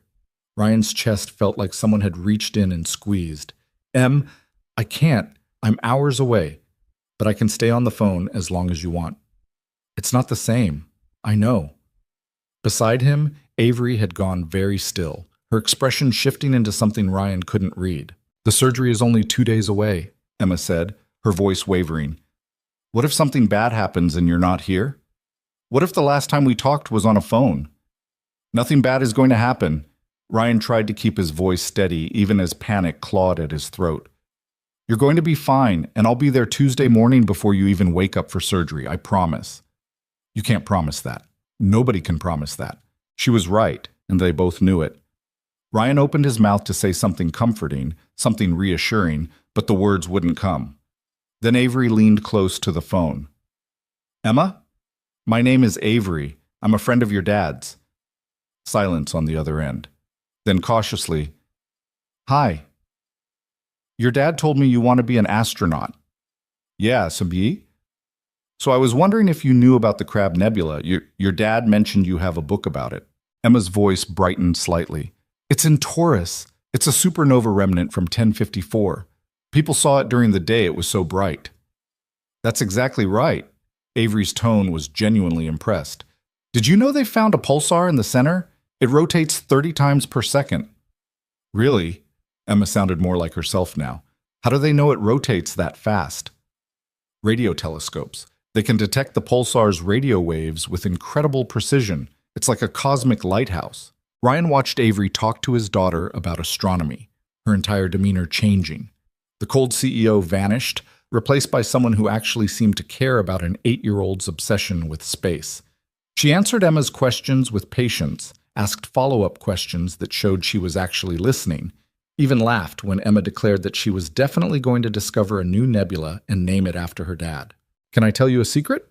Avery asked after 10 minutes of conversation about stars and space stations. Okay. I'm scared of a lot of things. Flying, actually. Deep water. Giving speeches in front of large crowds. Avery's voice was gentle. Being scared doesn't mean you're weak. It means you're smart enough to understand risk. But being brave means doing the thing anyway. Is surgery a brave thing? Surgery is one of the bravest things you can do. You're letting doctors fix something that's wrong so you can have a better future. That takes real courage. Emma was quiet for a moment. Will you be there Tuesday? With my dad? Avery's eyes met Ryan's. He saw something shift in her expression, calculation replaced by something more human. Yes, she said. I'll be there. Promise? I promise. They talked for another few minutes before Emma's nurse gently reminded her it was time for her afternoon medication. Emma made Avery swear she'd actually come to the hospital, made her promise to bring a book about pulsars if she had one, then finally said goodbye. Ryan ended the call and sat in silence, trying to process what had just happened. You didn't have to do that, he said finally. I know. The contract doesn't require you to visit my daughter in the hospital. I'm aware. Avery was looking at the water again, her expression carefully neutral. She sounds like she needed someone to talk to about space. I happen to know about space. You happen to have a degree in astrophysics? Minor in college, before I switched to biochemistry. She stood abruptly, brushing off her pants. We should head back. Dinner is at 7, and my mother will have opinions if we're late. Ryan stood too, catching her arm before she could walk away. Why did you really do that? Does it matter? Yeah, it does. Avery looked at his hand on her arm, then up at his face. For a moment he thought she might pull away, retreat back into the walls she'd built. But instead she just looked tired. Because I remember being 8 years old and scared, she said quietly. And I remember that having someone treat me like my fears were valid, instead of something to grow out of, would have meant everything. She pulled her arm free gently and headed back down the dock toward the house. Ryan followed, his mind churning. The woman who'd climbed into his car 4 days ago had been cold, transactional, utterly disconnected from anything resembling emotion. This woman had just spent 15 minutes talking to a scared child about nebulas and bravery, had promised to show up at a hospital on a Tuesday morning for a surgery she had no obligation to attend. The contract was breaking down, and Ryan wasn't sure either of them had noticed until it was too late to stop it. Dinner that night was quieter than the previous evening. Victoria was still mercifully absent. Apparently she'd received an urgent call from her law firm and had to return to the city. Thomas and Diane ate in near silence, occasionally making polite conversation about topics Ryan couldn't follow. Richard seemed distracted, checking his phone more than he ate. Margaret was the only one making a real effort, asking Ryan about his plans after Emma's surgery, what kind of work he was hoping to find. Honestly, Ryan cut into salmon that probably cost more than his weekly grocery budget. Anything that pays. I'm not picky anymore. What about the manufacturing sector? Richard asked, looking up from his phone. There are still plants operating in the region, smaller operations, more specialized. I've applied to most of them. Either they're not hiring or they want younger workers they can pay less. That's short-sighted. Richard set down his phone entirely. Experience has value. Loyalty has value. These companies race to the bottom and wonder why quality suffers. Preaching to the unemployed, Dad, Avery said dryly. I'm serious. Richard turned his attention fully to Ryan. What's your specialty, specifically? Precision machining, medical equipment components mostly, tolerances under 10 micrometers. Richard's eyebrows rose. That's impressive. It's necessary. You're making parts that go inside people. There's no margin for error. How would you feel about contract work, project-based rather than full employment? Ryan set down his fork. Depends on the project. Sinclair Biotechnologies has a research division that occasionally needs custom components fabricated. Usually we outsource to a firm in California, but they're unreliable. Deadlines slip, quality control is inconsistent. Richard leaned back in his chair. Someone local with your experience might be valuable. Richard, Margaret said carefully, perhaps this isn't the right time. Why not? The man needs work. We need reliable fabrication. It's practical. Richard looked at Ryan. I'm not offering charity. This would be legitimate contract work, paid at industry rates, project-by-project basis. If you're interested, I can have my production manager contact you next week. Ryan felt Avery tense beside him. I appreciate the offer, Ryan said carefully, but I'm not looking for handouts. It's not a handout. It's business. Richard's tone was firm. You think I'd compromise our research division's quality to make my daughter's boyfriend feel better? I'm offering because you have skills we need. Your relationship with Avery is irrelevant. Is it? Ryan challenged. Because if we broke up tomorrow, would you still make this offer? The question hung in the air. Richard considered it, then nodded slowly. Yes, I would. Good machinists are hard to find. Someone who understands medical-grade precision is even rarer. If you prove yourself on the first project, the relationship status doesn't matter. Avery's hand found Ryan's under the table, her grip tight enough to hurt. He glanced at her, saw something like panic in her eyes. She was terrified he'd accept, terrified this fake relationship would bleed into real consequences that outlasted the weekend. Let me think about it, Ryan said. After Emma's surgery, when things are less complicated. Fair enough. Richard returned to his salmon, seemingly satisfied. The rest of dinner passed without incident. Afterward, Margaret suggested coffee in the sitting room, but Avery claimed exhaustion and pulled Ryan upstairs before anyone could object. She didn't speak until they were in the hallway outside his guest room, far enough from the family that no one could overhear. You can't take that job, she said, her voice low and urgent. I haven't decided anything. Ryan, if you take contract work from my father, this becomes real. This stops being a weekend arrangement and turns into something that follows us back to our actual lives. Would that be so terrible? The question came out before he could stop it. Avery stepped back like he'd hit her. What? I'm just asking. Ryan leaned against the wall, suddenly exhausted. Would it really be the worst thing in the world if we stayed in contact after this weekend? If I took legitimate work that I'm qualified for? If you occasionally visited an 8-year-old who thinks you're cool because you know about pulsars? Yes. Avery's voice was sharp. Yes, it would be terrible, because this, she gestured between them, isn't real. It's a transaction, a business arrangement. The moment we forget that, the moment we start pretending it's something else, people get hurt. People like you. People like both of us. Her expression was desperate now. Ryan, I can't do this. I can't let someone get close just to lose them again. I survived James dying by shutting down completely. If I open those doors again, if I let myself care about you and Emma, I won't survive the second time. Ryan pushed off the wall, closing the distance between them. What if you don't have to lose us? What if this could actually work? It can't. Avery's voice cracked.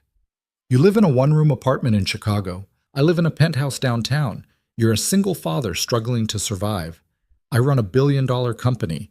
Our worlds don't overlap. They can't overlap. This weekend is an anomaly, a brief intersection that ends Monday morning. Why does it have to end? Because I'm paying you to be here. The words exploded out of her, loud enough that Ryan glanced down the hallway to make sure no one had heard. Because this entire relationship is built on the fact that your daughter was dying, and I needed a warm body to parade in front of my parents.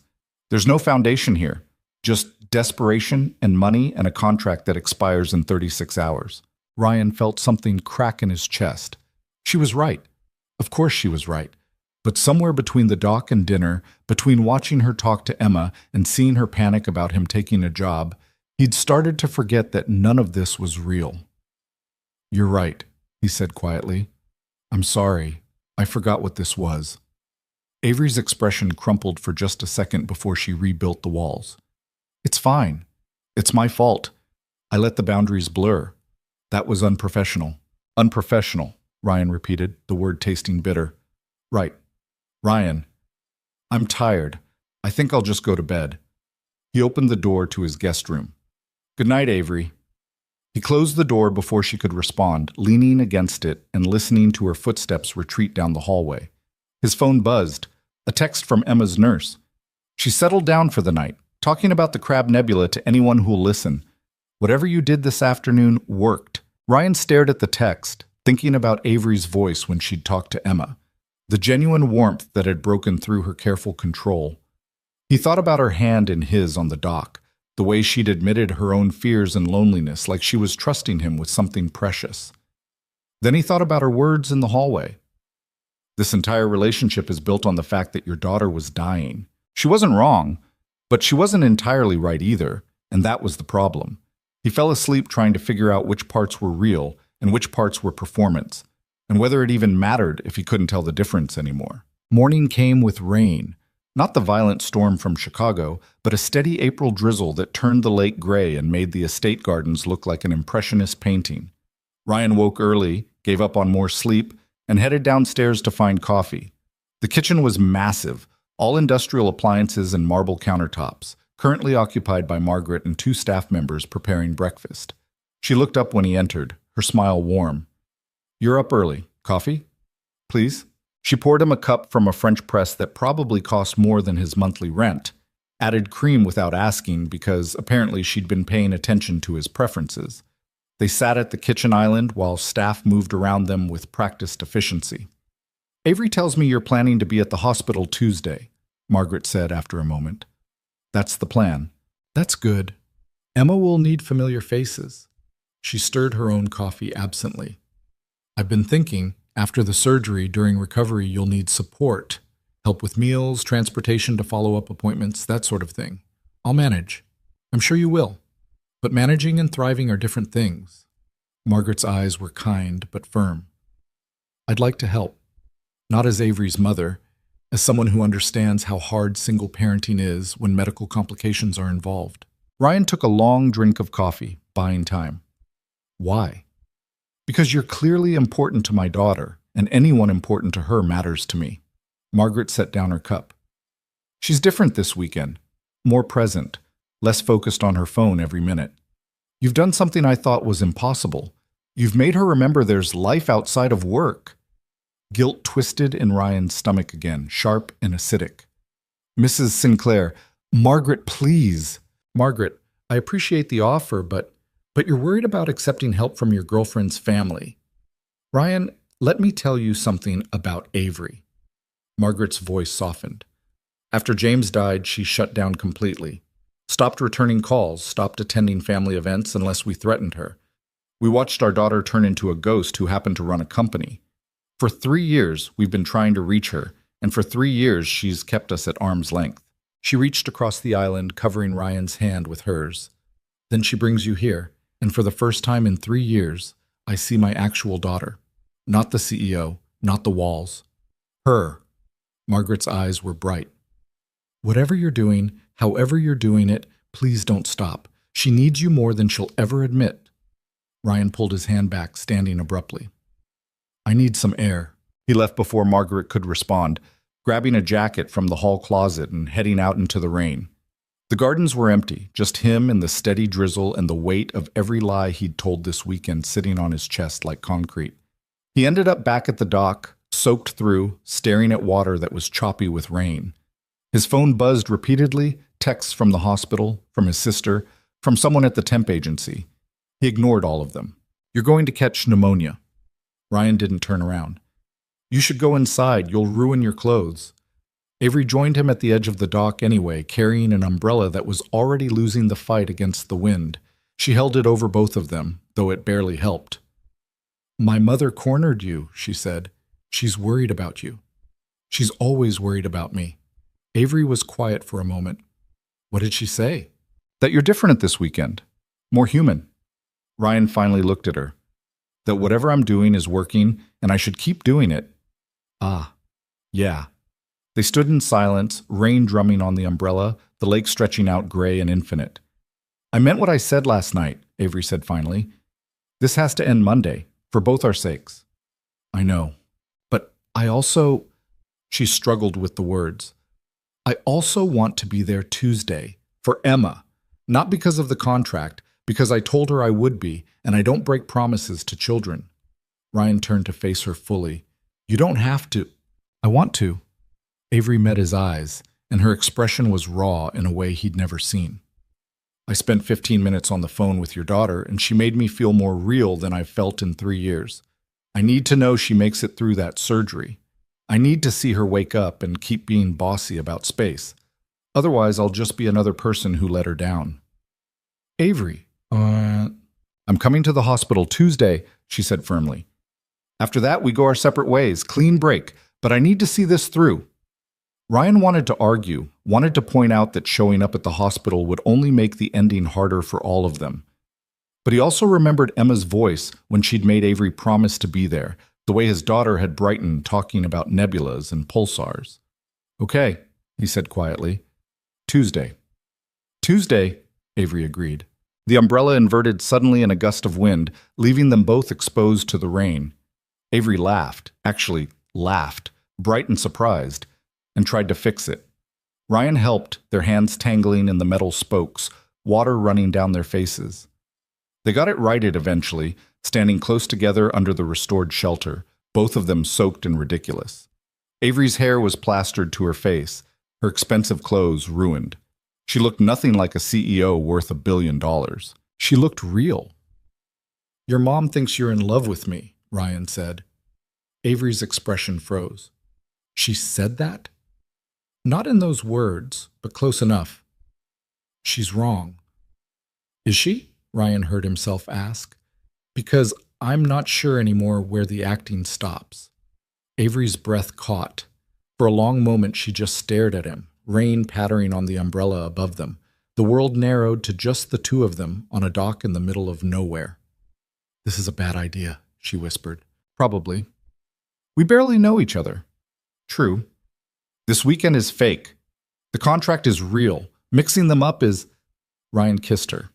It wasn't planned, wasn't strategic. He just leaned in and pressed his mouth to hers, tasting rain and risk, and the sharp edge of something that felt dangerously real. For a second, Avery was frozen. Then she kissed him back, hard, her free hand fisting in his jacket, pulling him closer.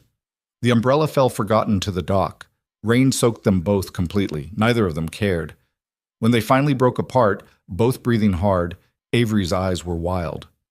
"We can't," she said, but her hand was still gripping his jacket. "I know. This complicates everything. I know. Monday, this still has to end. I know." Ryan touched her face, wiping rain from her cheek.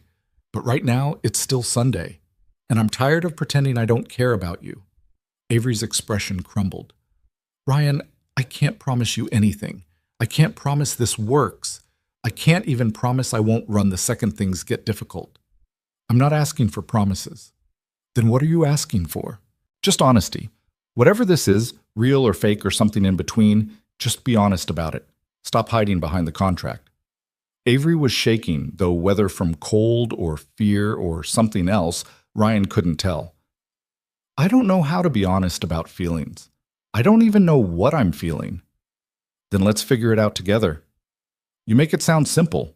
"Maybe it is. Maybe we're both just overthinking because we're terrified." Ryan picked up the umbrella, holding it over them both again.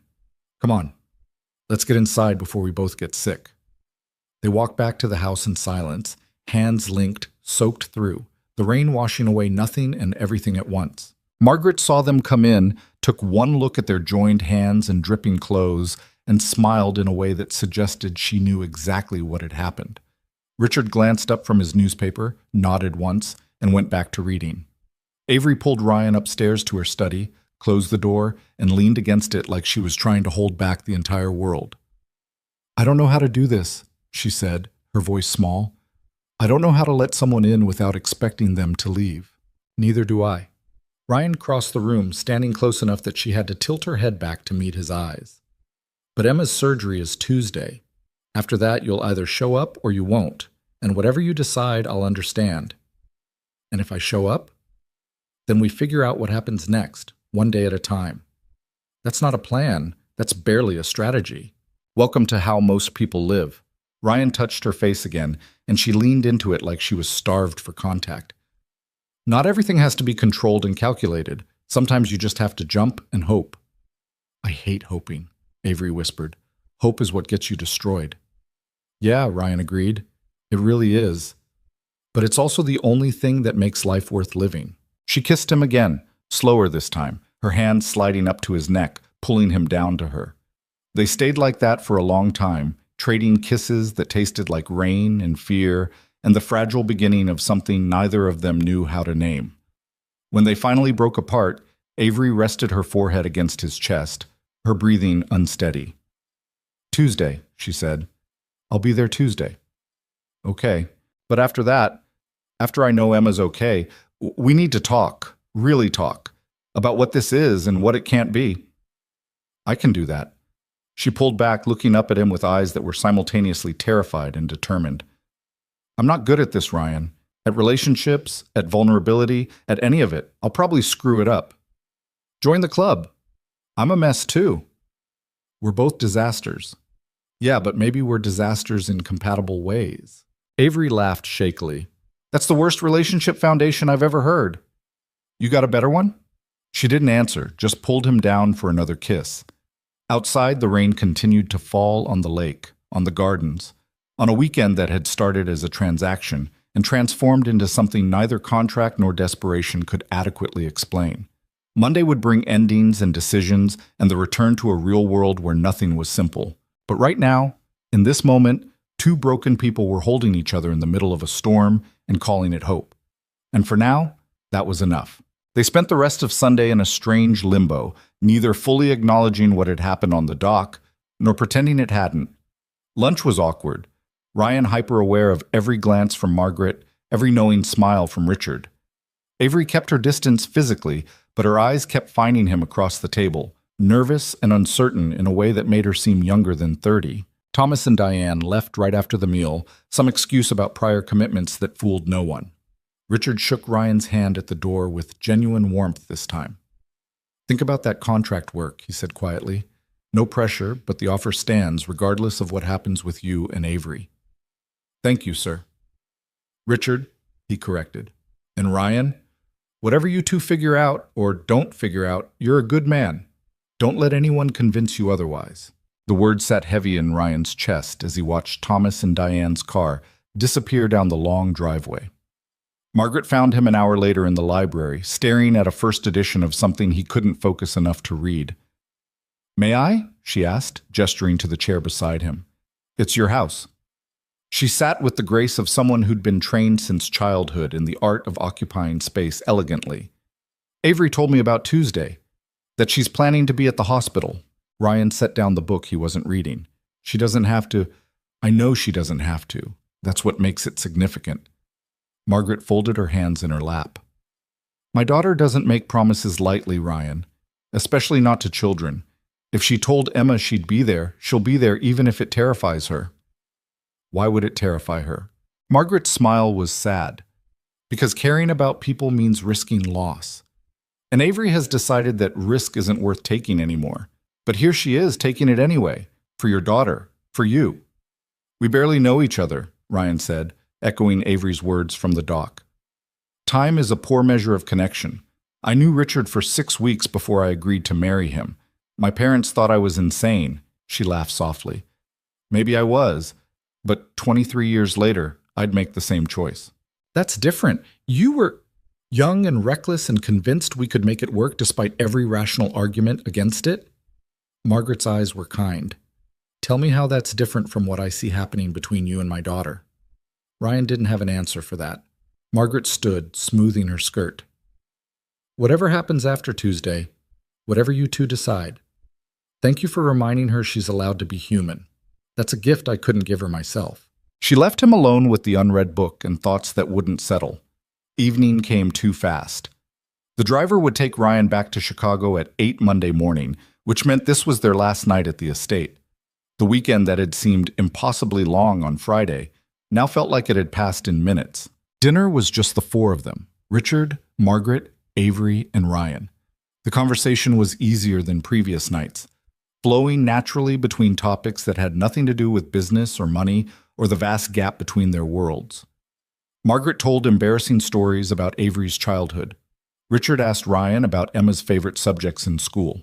Avery actually laughed, real and unguarded, when Ryan described Emma's disastrous attempt to build a model rocket that had ended with scorch marks on the kitchen ceiling. For a few hours, they were just people sharing a meal. No contracts, no calculations, just the simple warmth of strangers becoming less strange. After dinner, Avery caught Ryan's hand in the hallway. Walk with me?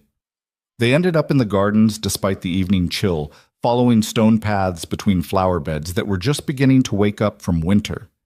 The sky was clear for the first time all weekend, stars visible in the gaps between clouds. Emma would love this, Ryan said, looking up. Away from city lights, you can actually see the Milky Way. I used to come out here with a telescope when I was her age, Avery said. Drove my parents crazy, staying up until midnight on school nights to track Jupiter's moons. What changed? Boarding school didn't have the same view, then college, then James, then work. She shrugged. I stopped looking up, I guess.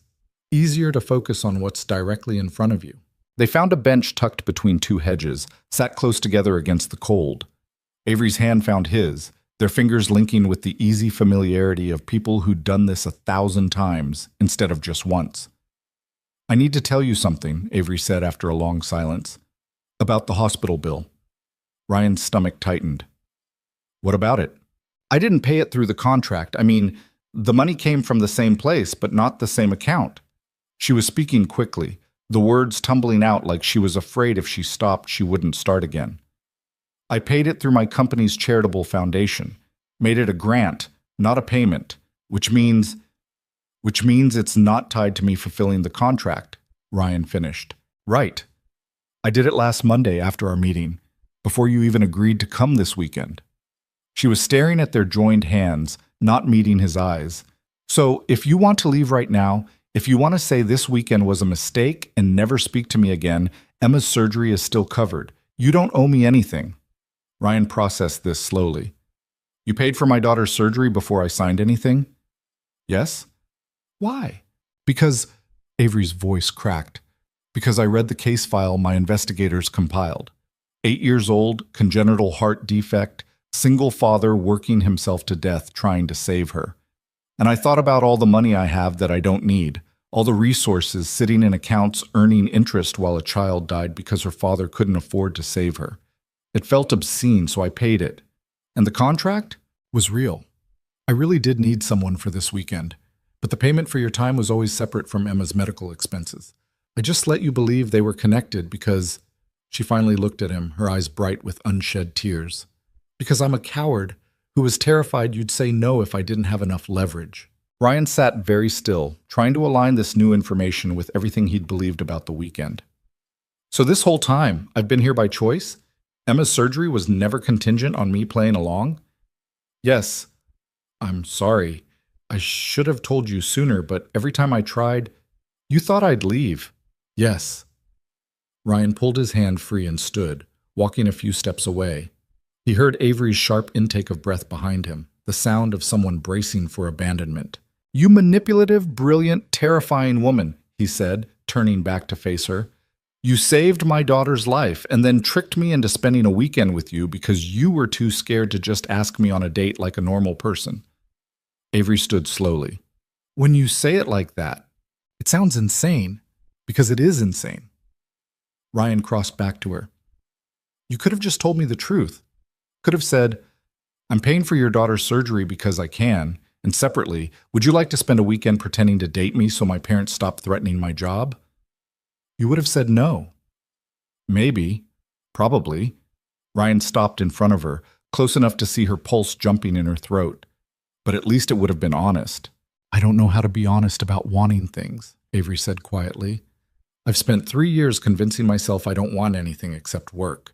Admitting I was lonely enough to pay a stranger to spend time with me felt like failure. It's not failure, it's human. Same thing, sometimes. Ryan took her face in his hands, forcing her to meet his eyes. Listen to me. I spent this weekend thinking I was here because I had no choice, because my daughter's life depended on me playing a role. And yeah, maybe I resented that sometimes.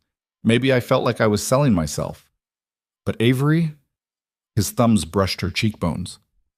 Somewhere around Saturday afternoon, I stopped caring about the contract.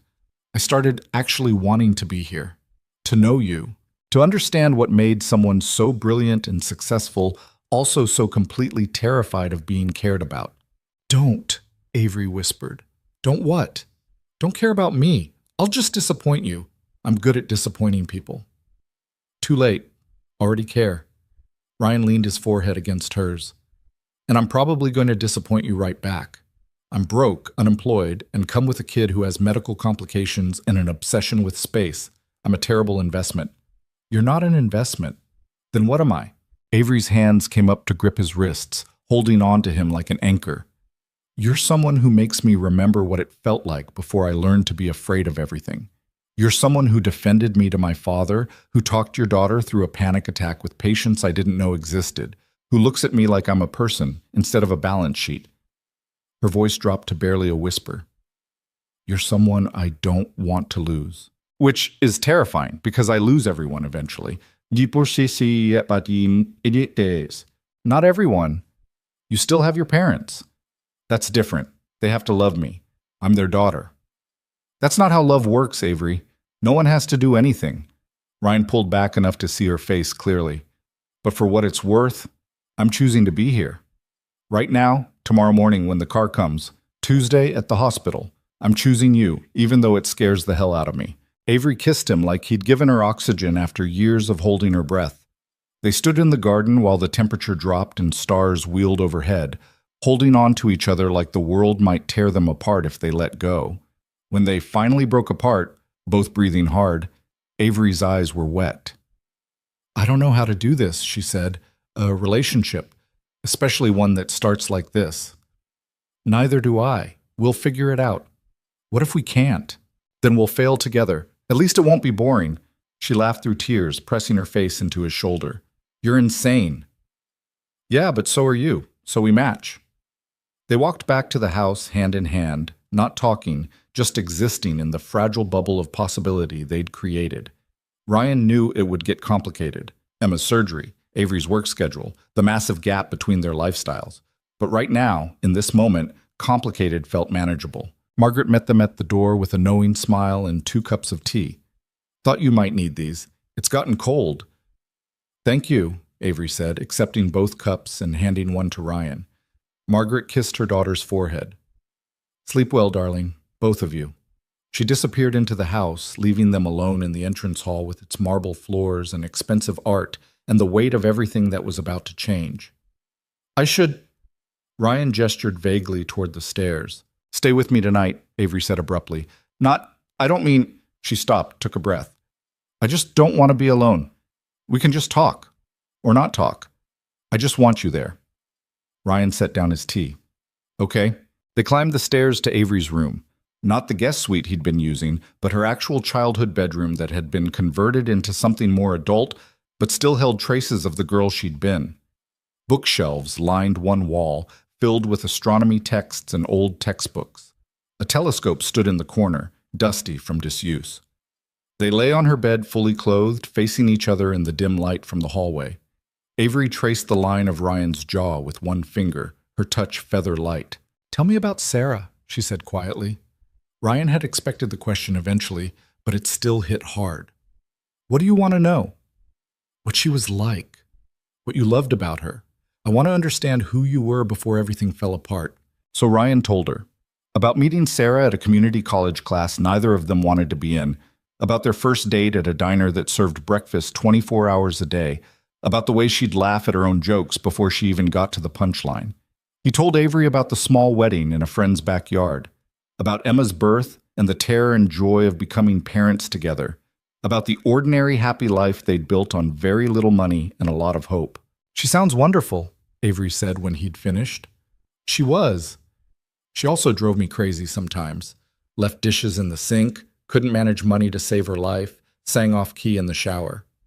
Ryan smiled at the memories. She was real, you know, not perfect, just real. Do you still love her? Part of me always will. She's Emma's mom. She was my best friend.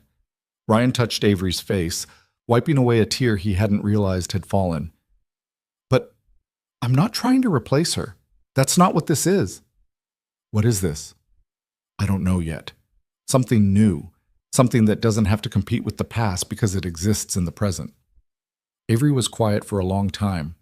I've never told anyone the whole story about James, about the accident. You don't have to, I want to. She took a shaky breath. We were at the restaurant. I was running late because of a meeting I couldn't get out of. He texted me that he was 5 minutes away, that he loved me, that he couldn't wait to see me. Those were the last words he ever said to me. Ryan pulled her closer, letting her press her face into his chest. The driver who hit him was a kid, 19 years old, drunk, driving his father's car home from a party. He walked away with a broken arm.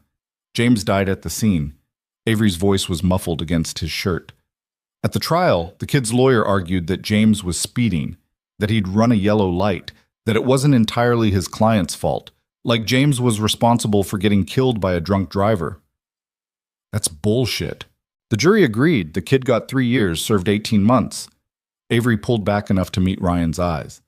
I went to the sentencing, sat in the back row and watched this teenager cry and apologize, watched his parents beg for leniency, watched the judge give him barely more than a slap on the wrist for taking away the man I was going to marry. I'm so sorry. The worst part was that I believed them, the lawyer's argument.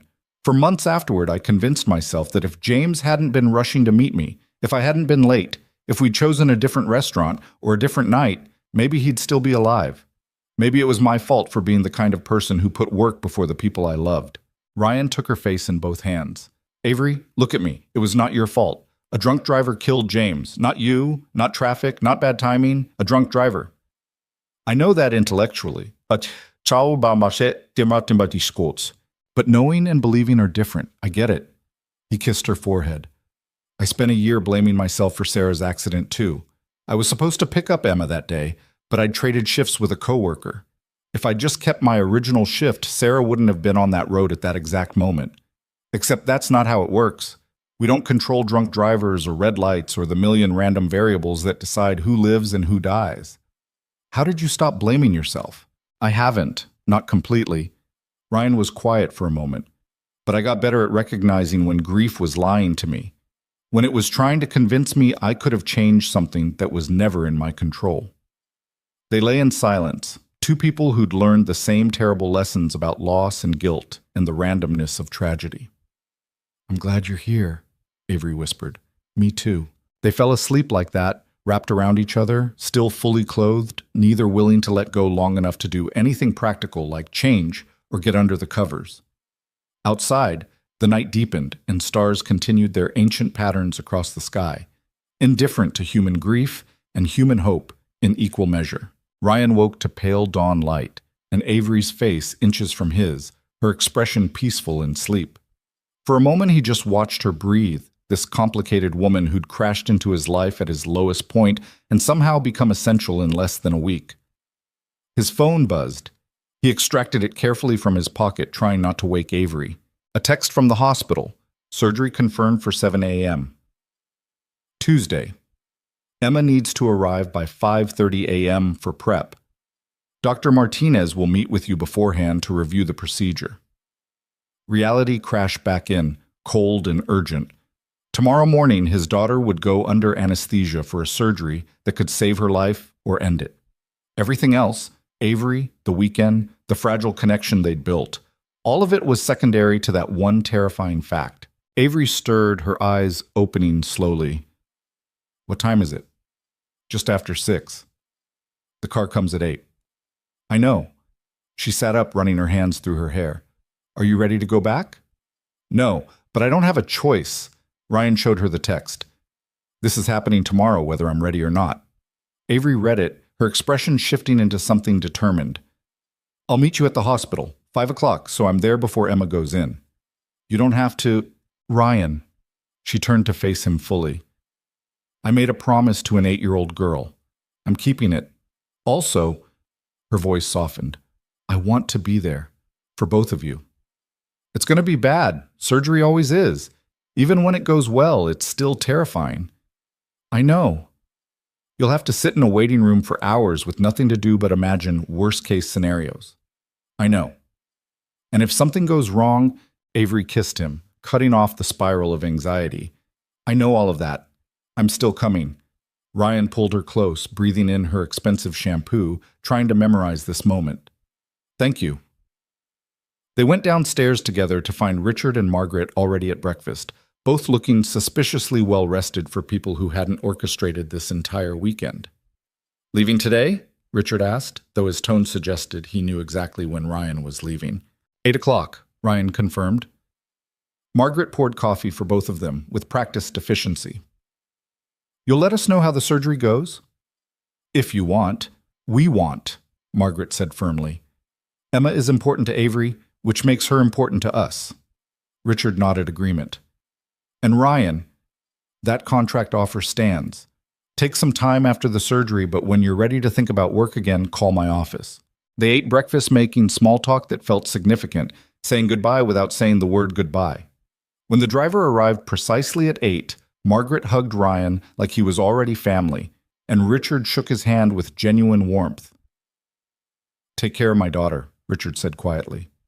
"She can take care of herself." "True, but it's nice when she doesn't have to do it alone." Avery walked Ryan to the car, her hand tight in his. The driver loaded his small duffel into the trunk and diplomatically busied himself with checking tire pressure. "I'll see you tomorrow morning," Avery said. 5 o'clock. 5 o'clock, Ryan confirmed. "And Ryan?" She touched his face, her eyes serious. "Whatever happens with the surgery, we'll handle it together. You're not alone anymore." "Neither are you." She kissed him one more time, soft and lingering, a promise and a prayer all at once. Then she stepped back, letting him climb into the car. Ryan watched through the rear window as the estate disappeared. First Avery standing in the driveway, then the house itself, then the gardens and the lake until it was all just a memory. The driver was silent, navigating them back toward Chicago and reality and everything that came next. His phone buzzed. A text from Avery. "Don't overthink it. We'll figure it out." Ryan smiled despite the anxiety churning in his gut. "You're one to talk about overthinking. I'm trying to learn. You're a terrible influence." "Yeah, but you like me anyway." Unfortunately, the texts continued sporadically as the car ate up miles of highway. Small jokes, random observations, the kind of conversation that didn't require deep meaning because the connection underneath was already solid. By the time they reached Chicago, Ryan felt marginally less terrified about everything that was about to happen. The car dropped him at his apartment building. The driver handed him his bag, nodded once, and drove away, leaving Ryan standing on a familiar street that somehow felt less real than the estate he'd just left. He climbed the stairs to his efficiency apartment, unlocked the door, and stood in the middle of his actual life. The fold-out bed, the kitchenette, Emma's drawings covering every wall.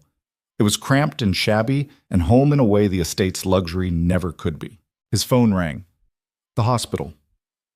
"Mr. Walker, this is Rachel from Pediatric Cardiology. Emma's asking for you. Are you available to visit today?" "On my way."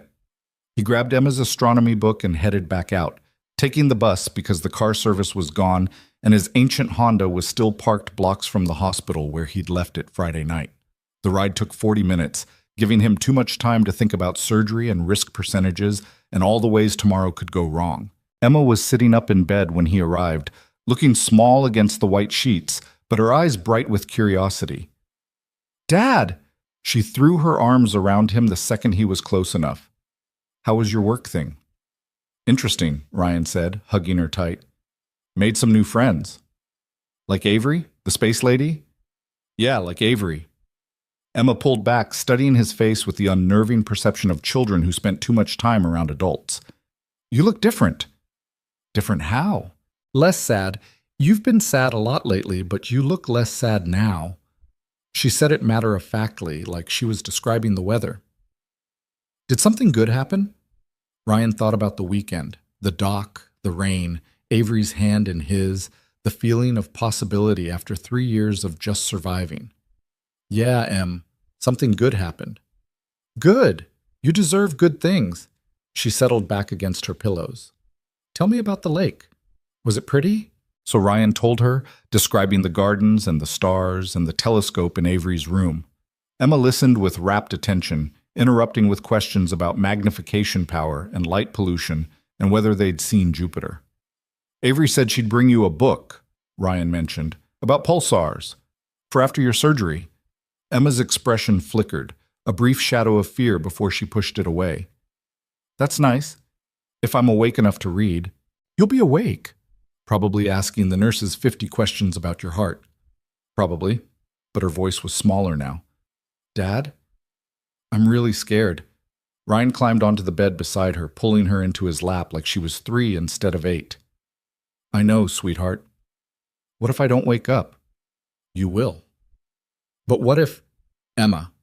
He tilted her chin up so she had to look at him. "Remember what Avery said about being brave? That being scared is okay if you do the thing anyway." "Exactly.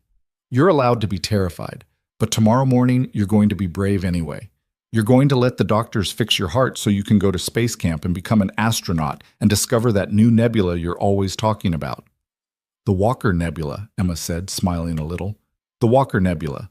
has a nice ring to it. They spent the rest of the afternoon reading about astronomy, making up stories about alien planets, avoiding the topic of surgery by mutual unspoken agreement.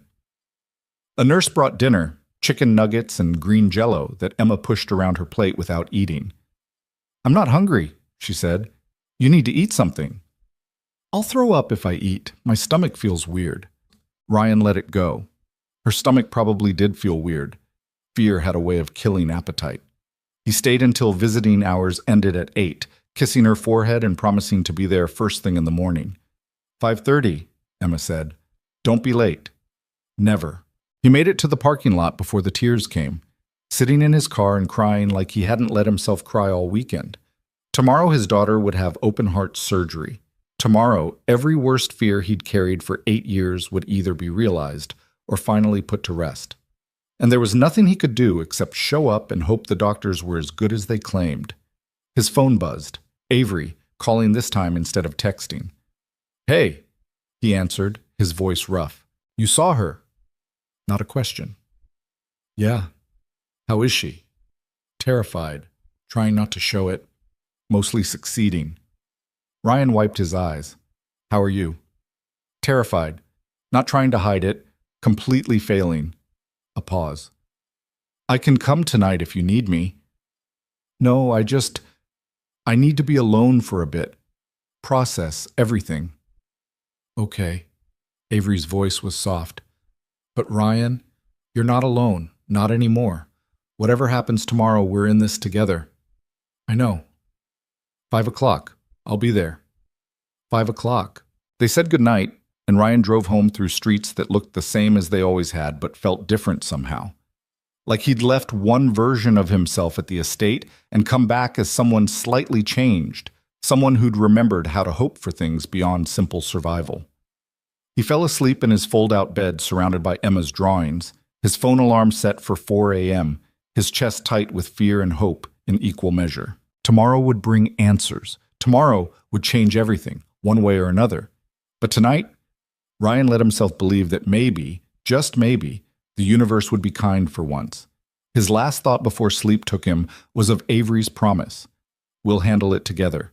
And for the first time in 3 years, he believed that together might actually mean something. The alarm went off at 4 a.m., dragging Ryan from dreams he couldn't remember but knew had been bad.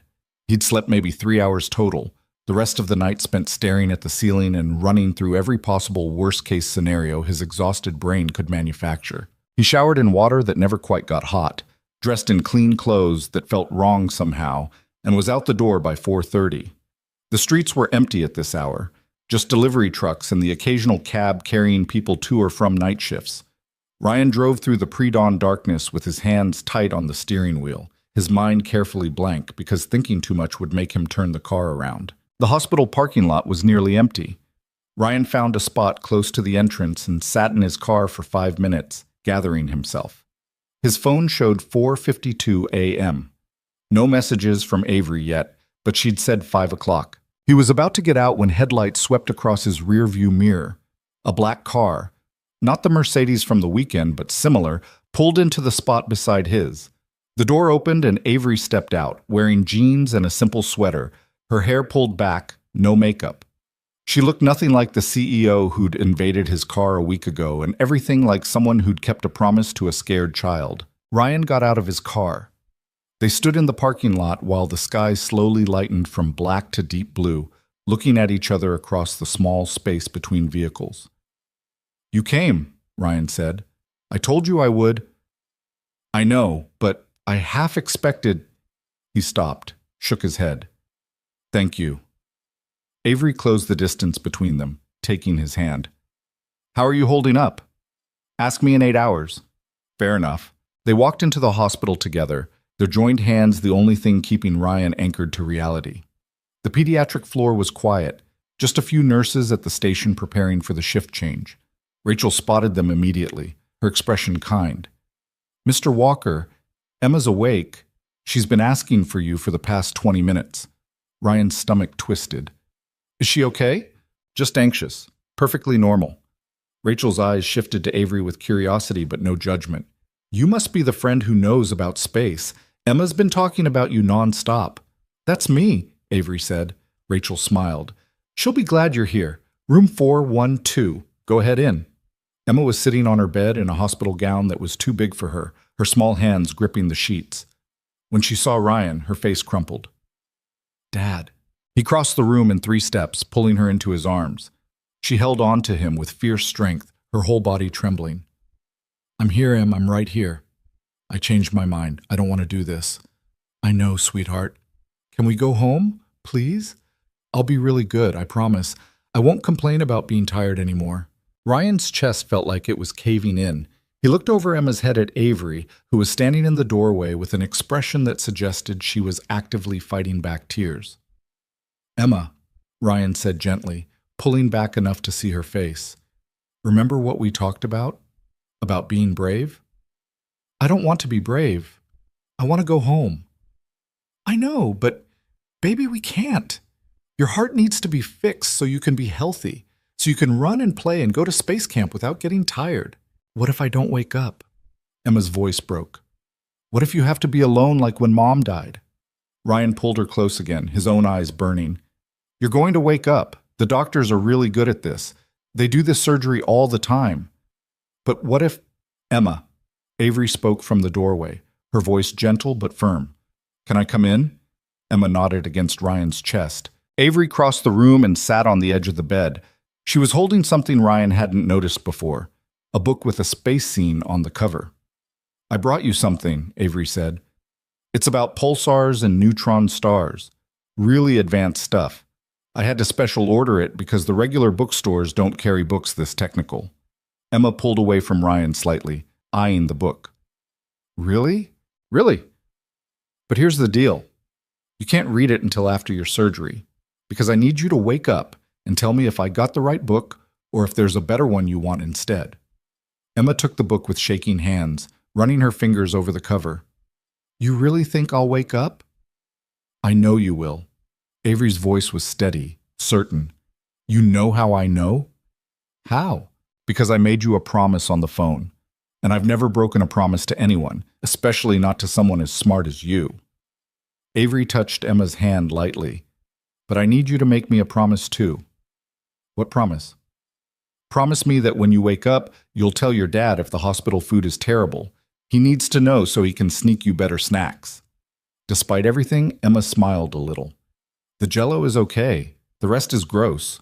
See? Important information. We need you awake to provide quality food reviews. A nurse Ryan didn't recognize entered with a wheelchair and a gentle smile. Emma Walker, we're ready for you in pre-op. Emma's brief moment of calm evaporated. She grabbed Ryan's hand so hard it hurt. Dad, don't leave me. I'm coming with you as far as they'll let me, Ryan promised. Every single step. The nurse helped Emma into the wheelchair, while Ryan and Avery followed down hallways that smelled like antiseptic and floor polish. The pre-op area was a series of curtained spaces filled with beeping machines and people in scrubs moving with practiced efficiency. They transferred Emma to a bed. A different nurse started an IV while Emma gripped Ryan's hand and tried not to cry. An anesthesiologist introduced himself, explained what would happen in language an 8-year-old could understand, and answered Emma's questions with patience that made Ryan want to hug him. Then Dr. Martinez appeared, the cardiac surgeon, a woman in her 50s with steady hands and eyes that had seen every variation of parental terror. She shook Ryan's hand, nodded to Avery, then turned her full attention to Emma. Ready to get your heart fixed? She asked. No, Emma said honestly. Dr. Martinez smiled. Good. If you said yes, I'd be worried you didn't understand what's happening. It's okay to be scared. I'd be scared too. She pulled a chair over, sitting so she was at Emma's eye level. Here's what's going to happen. We're going to give you some medicine that makes you sleepy. When you wake up, your heart will be working better than it has in a long time. It's going to feel weird for a few days, sore, uncomfortable, but then you're going to start feeling stronger, healthier, like you can actually breathe all the way. Ryan. Will it hurt? During surgery? No, you'll be asleep. After? Yeah, it'll hurt some, but we have really good pain medicine, and the hurt means you're healing. Emma considered this. Okay. Okay? Dr. Martinez raised an eyebrow. Just like that? You seem like you know what you're doing, and my dad trusts you. Emma looked at Ryan. Right, Dad? Ryan's throat was too tight to speak. He nodded. Dr. Martinez stood, squeezing Emma's hand. I'll take good care of you. Promise. Another nurse appeared. Mr. Walker, you can stay until she's under, then we'll take you to the surgical waiting area. They wheeled Emma's bed toward the operating room. Ryan walked beside it, holding her hand, Avery following a step behind. The hallway seemed to stretch forever, each step taking them closer to the moment when he'd have to let go and trust strangers to save his daughter's life. At the operating room doors, the anesthesiologist administered the sedative through Emma's IV. She looked at Ryan with eyes that were already getting heavy. Love you, Dad, she mumbled. Love you too, Em. See you soon. Tell her thanks for the book. I will. Emma's eyes drifted closed. Her hand went slack in Ryan's. The nurse gently pulled him back. We'll take good care of her, she said. The surgery should take about 4 hours. Someone will update you every hour. Then they were wheeling Emma through the doors, and Ryan was standing in a hallway watching his daughter disappear, and everything in him screamed to run after her, to grab the bed, to say this was a mistake, and they were leaving. Avery's hand found his. Come on, let's find the waiting room. The surgical waiting area was designed to be comforting and ended up being depressing. Pastel colors, worn furniture, motivational posters about hope and healing. A TV in the corner played morning news with the sound off. 2 other families were scattered around the room, everyone wearing the same expression of exhausted terror. Ryan and Avery sat in chairs that faced the door, because Ryan needed to see anyone who came through immediately. He couldn't sit still. His leg bounced constantly. His hands opened and closed. Every time someone in scrubs appeared, his heart stopped until they walked past to update a different family. Talk to me about something, he said, after 20 minutes of silence. Anything. I can't sit here thinking about what's happening in that room. Avery was quiet for a moment, clearly trying to think of something appropriate. I've been thinking about your daughter's question, about whether we're really dating. Emma asked you that? On the phone, right before I promised to be here. Avery's hand was still in his, her thumb tracing circles on his palm. I didn't have an answer then. I'm not sure I have one now. What do you want the answer to be? I don't know. I'm terrified of wanting anything. She looked at him, and her eyes were vulnerable in a way he'd never seen. But I think I want this to be real, whatever this is. Ryan lifted their joined hands, kissing her knuckles. Then it's real. Just like that? Just like that. We're 2 broken people who found each other at the worst possible time and decided to try anyway. That's real enough for me. Avery leaned her head on his shoulder. Your life is complicated. You have a daughter who needs you, medical bills, even with the surgery covered, no stable job. And you run a billion-dollar company, work 80-hour weeks, and have the emotional availability of a locked filing cabinet. Exactly. We're a disaster waiting to happen. Probably. Ryan kissed the top of her head. But I'd rather be a disaster with you than safe and alone. They sat like that for a while, not talking, just existing in the strange, timeless space of hospital waiting rooms where minutes felt like hours, and nothing existed except the fear and the hope and the desperate bargaining with a universe that didn't take deals. An hour in, a nurse appeared with an update. Emma's doing well. They've begun the repair. Everything is proceeding as expected. Ryan's lungs remembered how to work. Thank you. The nurse left. Avery got them both coffee from a machine that produced something barely recognizable as coffee. Ryan drank it anyway because it gave his hand something to do. His sister called at hour 2. He updated her, heard her cry with relief, promised to call when Emma was out of surgery. Margaret texted asking for updates. Richard sent a message that just said, thinking of you both. Hour 3. Another nurse appeared. Still going well. Dr. Martinez says she's almost finished with the repair. Almost finished is good? Ryan asked. Almost finished is very good. Hour 4 felt like it lasted a week. Ryan paced the room until Avery pulled him back down, holding both his hands to keep him still. Other families came and went, some leaving with relief, others with the kind of devastation that made Ryan's chest hurt in sympathy. At hour 4 and 47 minutes, Dr. Martinez appeared in the doorway, still in her surgical scrubs. Ryan's heart stopped. Mr. Walker? He stood so fast he nearly knocked over his chair. Is she? Emma's fine. The surgery went perfectly. Dr. Martinez was smiling, genuine and warm. We repaired the mitral valve, checked for any other issues, found everything else healthy. She's in recovery now. She'll be groggy for a few hours, but she came through beautifully. Ryan's knees gave out. He sat down hard, his face in his hands, his whole body shaking with relief so intense it felt like pain. Avery's hand was on his back, her own breathing unsteady.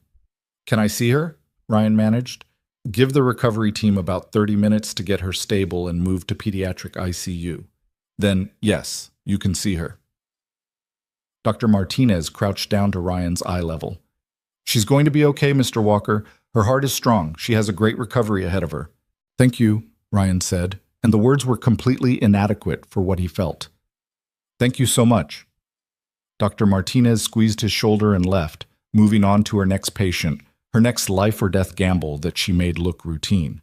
Ryan sat there trying to process the fact that his daughter had survived, that the worst thing he'd feared for months hadn't happened, that Emma was going to grow up and go to space camp and discover her nebula and live a full life instead of being another tragedy cut short by bad luck and broken biology. She's okay, he said out loud, testing the words. She's actually okay. Avery pulled him into her arms, and they held each other in the middle of a hospital waiting room while other families watched and pretended not to watch, understanding exactly what relief looked like because they'd all felt it or desperately hoped to. 38 minutes later, a nurse came to take them to pediatric ICU. Emma was in a private room, small and pale, against white sheets, tubes and monitors everywhere, but her chest was rising and falling with steady rhythm. Ryan moved to her bedside carefully, afraid of disturbing something vital. She's still sedated, the nurse explained, but she can probably hear you. Talk to her, it helps. Ryan took Emma's hand, the one without an IV, and held it gently. Hey, sweetheart, it's Dad. You did so good. The surgery's over. Your heart is fixed. His voice cracked. You're going to be okay. Emma's fingers twitched in his grip. Her eyes moved under closed lids. Avery stood on the other side of the bed, her hand resting lightly on Emma's arm. And I brought that book like I promised. It's right here waiting for you to wake up and tell me if it's good enough or if I need to find a better one. They stayed like that for hours, talking to Emma about nothing important, the weather, the terrible hospital coffee, what they'd have for dinner when she could eat solid food again. Around 3 p.m., Emma's eyes finally fluttered open. Dad? Her voice was barely a whisper, rough from the breathing tube. Ryan was right there, his face close to hers. I'm here, Em. Did it work? It worked perfectly. Your heart is fixed. Emma's eyes found Avery standing on the other side of the bed. You came. I promised I would. The book? Avery held it up. Right here. But you have to rest before you can read it. Okay. Emma's eyes were already closing again. Dad, don't leave. I'm not going anywhere, Ryan promised. She fell back asleep within seconds.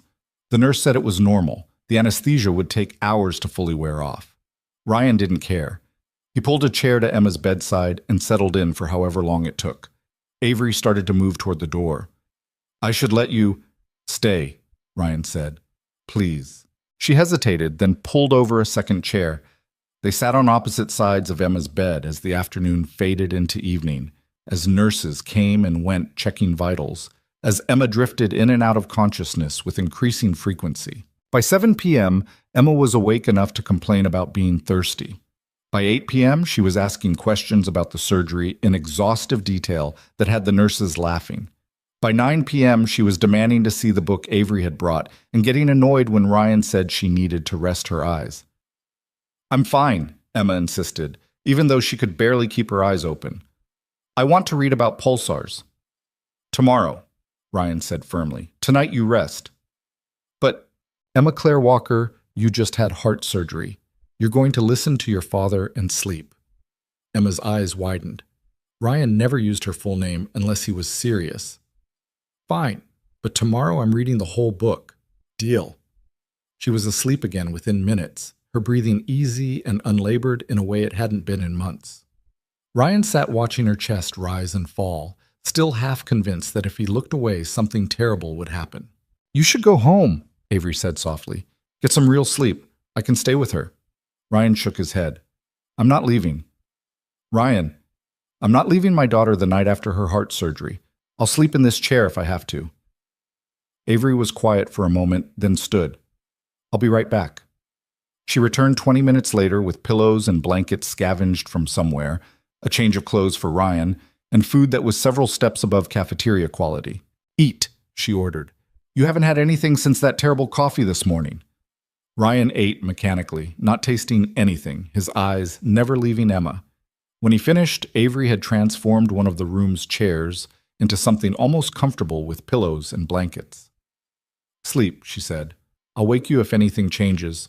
"You're staying?" "I'm staying." Ryan was too exhausted to argue. He collapsed into the makeshift bed and was asleep within seconds.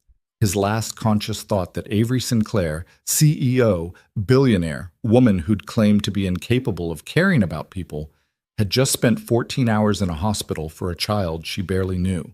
The next 3 days blurred together in the strange rhythm of hospital recovery. Emma progressed faster than the doctors expected, going from barely conscious to demanding to walk the hallways by day 2.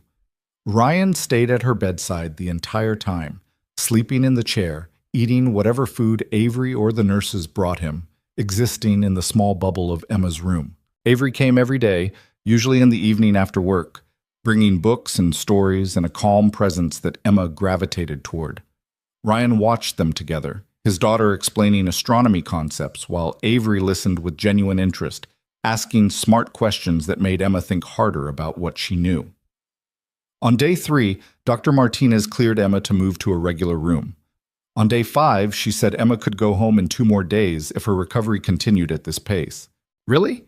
Emma's face lit up. "I can go home." "If you keep improving like this, absolutely." Dr. Martinez smiled. "You're a model patient, Emma. Your heart is responding beautifully to the repair."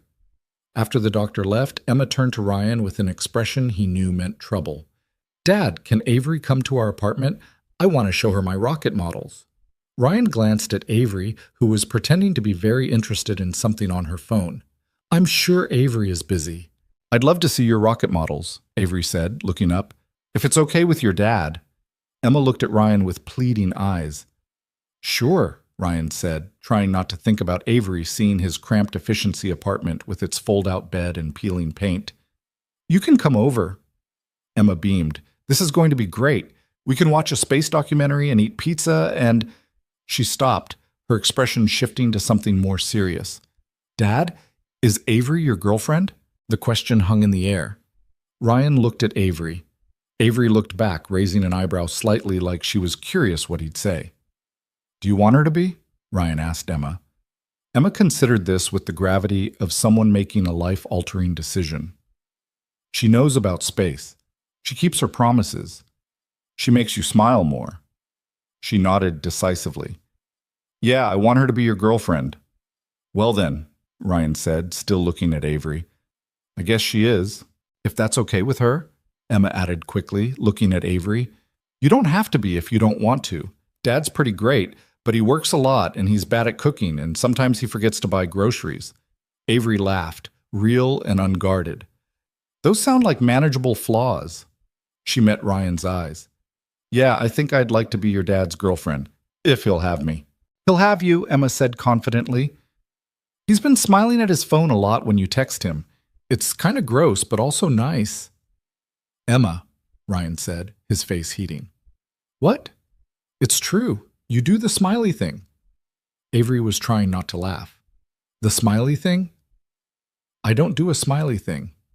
"You absolutely do a smiley thing," Emma insisted.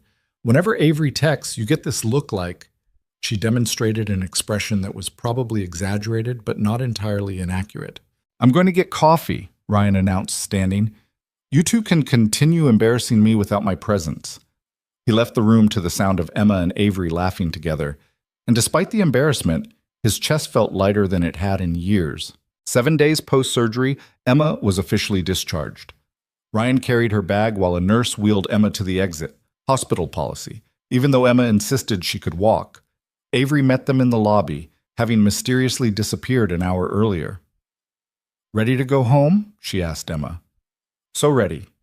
No offense to the nurses, but I'm tired of getting woken up every 2 hours." They walked out into April sunshine that felt like a gift after a week of fluorescent lights. Ryan expected to see his beat-up Honda, but instead there was a car service waiting. "I arranged a ride," Avery said before he could ask. "Your car is still in the parking garage. We'll get it later, but today Emma should ride comfortably."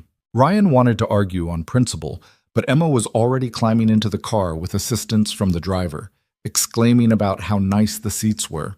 So he let it go, following his daughter into luxury that still felt foreign but slightly less so than a week ago. They pulled up outside Ryan's apartment building 20 minutes later. Emma was talking nonstop about showing Avery her room, her drawings, her rocket models, seemingly having forgotten that her room was a corner of a studio apartment separated by a curtain. Ryan unlocked the door and stepped aside, letting Emma rush in ahead. Avery followed more slowly, taking in the cramped space with an expression Ryan couldn't read. "It's small," he said unnecessarily. "It's home," Avery replied, and she sounded like she meant it. Emma was already pulling out her models, 3 rockets in various states of completion, all built from kits they could barely afford, but Ryan had bought anyway because they made her happy. She launched into detailed explanations of each one while Avery sat on the floor beside her, asking questions and admiring the craftsmanship. Ryan watched them from the kitchenette, this billionaire CEO sitting cross-legged on his threadbare carpet, listening to an 8-year-old explain the difference between liquid fuel and solid fuel rockets. The disconnect between Avery's world and his had never been more apparent, and yet somehow it didn't seem to matter. His phone rang. Richard Sinclair. Ryan stepped into the hallway to answer. "Hello? Ryan, how's Emma?" "Home as of 2 hours ago, recovering ahead of schedule."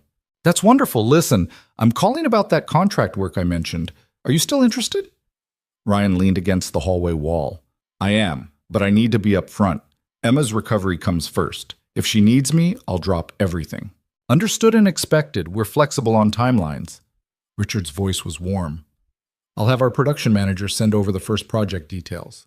It's a prototype medical device component, precision machining, tight tolerances. Right in your wheelhouse." "Thank you, Richard, really." "Thank Avery. She's the one who reminded me we needed local fabrication support." A pause. "She also told me about the surgery. I'm glad Emma's okay." "Me too." After hanging up, Ryan stood in the hallway for a moment, processing the fact that Richard Sinclair had called him directly about work. That Avery had apparently advocated for him without being asked. That his life was transforming in ways he was still trying to understand. He went back inside to find Emma showing Avery her drawings, dozens of them covering the walls, rockets and planets, and astronauts floating through space. "These are incredible," Avery was saying, studying a particularly detailed rendering of the International Space Station. "You did all of these yourself?" "Dad helped with some, but mostly me." Emma pointed to different drawings, explaining each one. "This is what I think Mars colonies will look like. This is my idea for a new kind of telescope. This is the Walker Nebula, after I discover it." "The Walker Nebula," Avery repeated, smiling. "I like that." Emma yawned suddenly, the excitement catching up with her. "I'm tired. Can I lie down?" "Of course, sweetheart." Ryan helped her to the fold-out bed, pulling the curtain to give her some privacy while she changed into pajamas. Within minutes, she was asleep, exhausted from her first day home. Ryan and Avery sat on the floor, leaning against the wall, keeping their voices low. "Your father called," Ryan said, "about contract work." "Good, you'll be great at it." "You told him to hire me." "I told him we needed reliable local fabrication. The fact that you're qualified was fortunate timing." She bumped his shoulder. "Don't make it weird." "Everything about this is weird."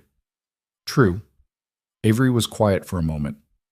"Ryan, I need to tell you something." His stomach tightened. "That sounds ominous." "It's not. I've been thinking about what happens next, with us." "Okay. I'm not good at this. At relationships. I'm going to work too much and forget to call and probably have a panic attack when things get too real." She turned to look at him. "But I want to try. With you. With Emma. I want to figure out how to make this work. even though it's complicated and messy and probably a terrible idea.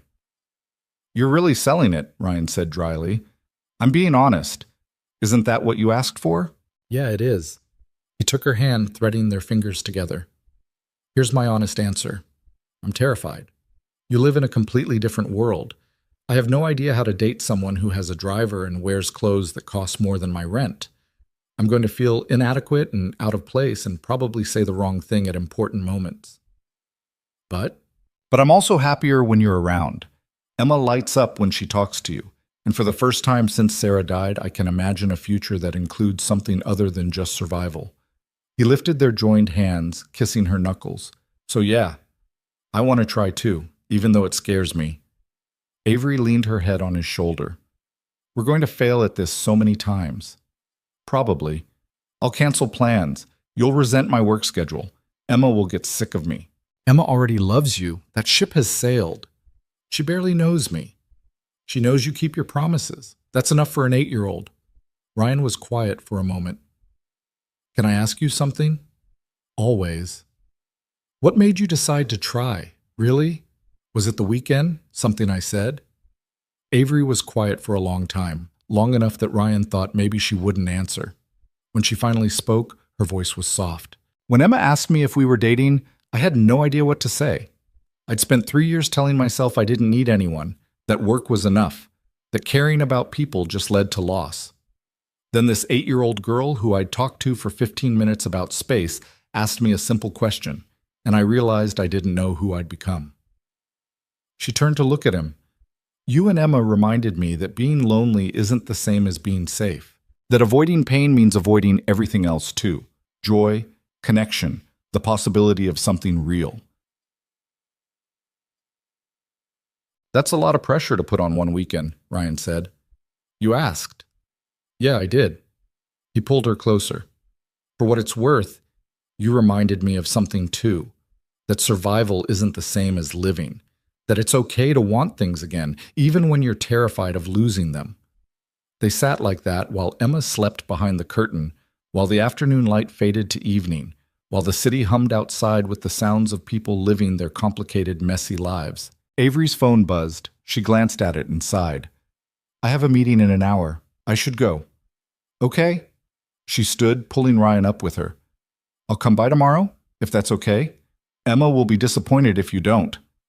Just Emma? Avery's smile was playful. I'll be disappointed too, Ryan admitted.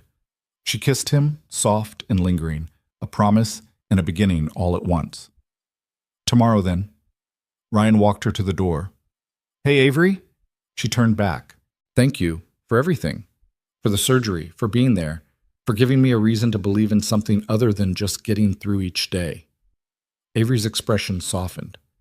Thank you for reminding me I'm allowed to be more than just my job. That connection is worth the risk. After she left, Ryan checked on Emma, still sleeping peacefully, her breathing easy and unlabored. He sat on the edge of the bed watching her for a while. This small person who'd come so close to being lost and was now safely on the other side of the worst danger she'd faced. His phone buzzed. A text from Avery. Tell Emma I'll bring a new book tomorrow. And tell yourself I'm already looking forward to seeing you both. Ryan smiled, the smiley thing Emma had called him out for, and typed back, We're looking forward to seeing you too. The next week settled into a rhythm that felt surreal in its normalcy. Emma's recovery progressed steadily. Ryan started the contract work for Sinclair Biotechnologies, which paid better than the factory ever had, and let him set his own hours around Emma's needs.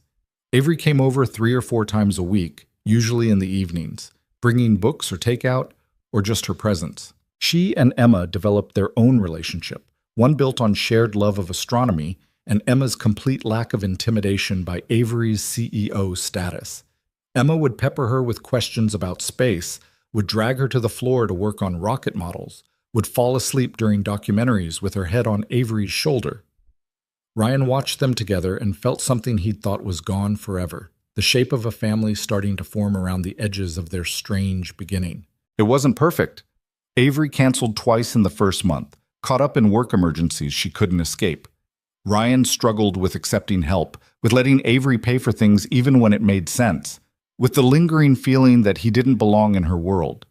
Emma had bad days when her surgical scars hurt, and she was cranky and took it out on whoever was closest, but they worked through it, learned each other's patterns, each other's limits, figured out how to communicate when things got hard instead of retreating into old defensive habits. 6 weeks after the surgery, Dr. Martinez cleared Emma to return to school part-time. 8 weeks in, she was running around like the surgery had never happened, her energy levels higher than Ryan had seen in years. 10 weeks after the weekend at the lake house, Avery showed up at the apartment with a proposition that made Ryan's stomach drop.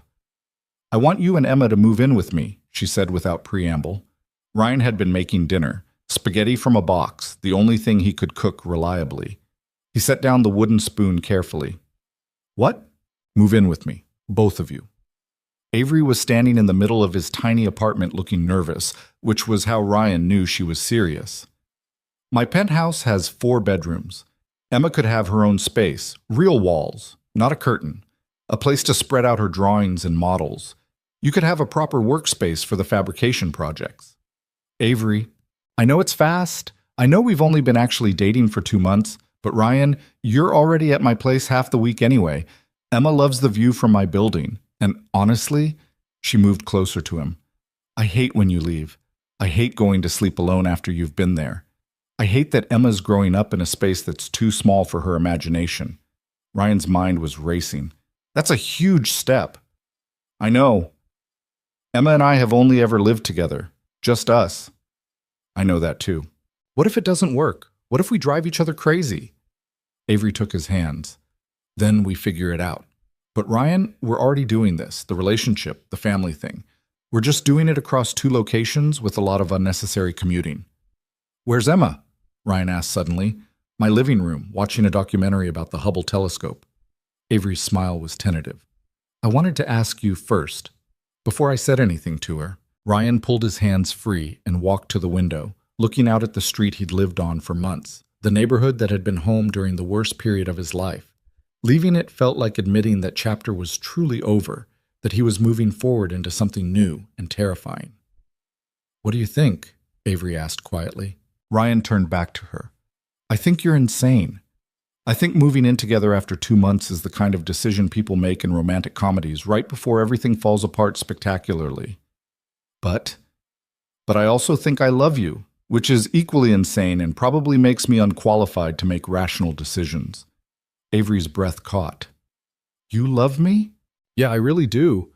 Ryan crossed back to her. "You're difficult and workaholic and emotionally guarded.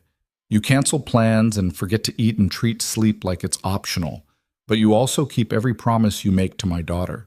You show up when it matters. You make me believe in futures I'd stopped imagining." "That's the worst declaration of love I've ever heard," Avery said, but her eyes were bright. "You want poetry? Date a writer. You're stuck with a machinist who says what he means." She kissed him hard enough that he forgot what they were talking about. When they broke apart, both breathing heavily, Avery rested her forehead against his. "I love you too," she whispered. "I didn't think I could anymore. Didn't think I'd survive caring about someone enough to say those words. But you and Emma, you made it impossible not to." "So is that a yes to moving in?" "That depends on whether Emma agrees. This is her life too." They found Emma exactly where Avery said, sprawled on Avery's couch, completely absorbed in images of distant galaxies. She looked up when they entered, her face lighting up. "Dad, Avery, did you know the Hubble can see galaxies that are billions of light years away? Billions! That means we're seeing them how they looked billions of years ago because that's how long the light took to reach us." "That's amazing, Em," Ryan said, sitting beside her. "Can we talk to you about something?" Emma muted the TV, her expression shifting to curious. "Okay." Avery sat on Emma's other side. "How would you feel about moving into this apartment? You and your dad? Living here full time?" Emma's eyes went wide. "Really? We could live here?" "If you want to, you'd have your own bedroom, your own space for all your drawings and models."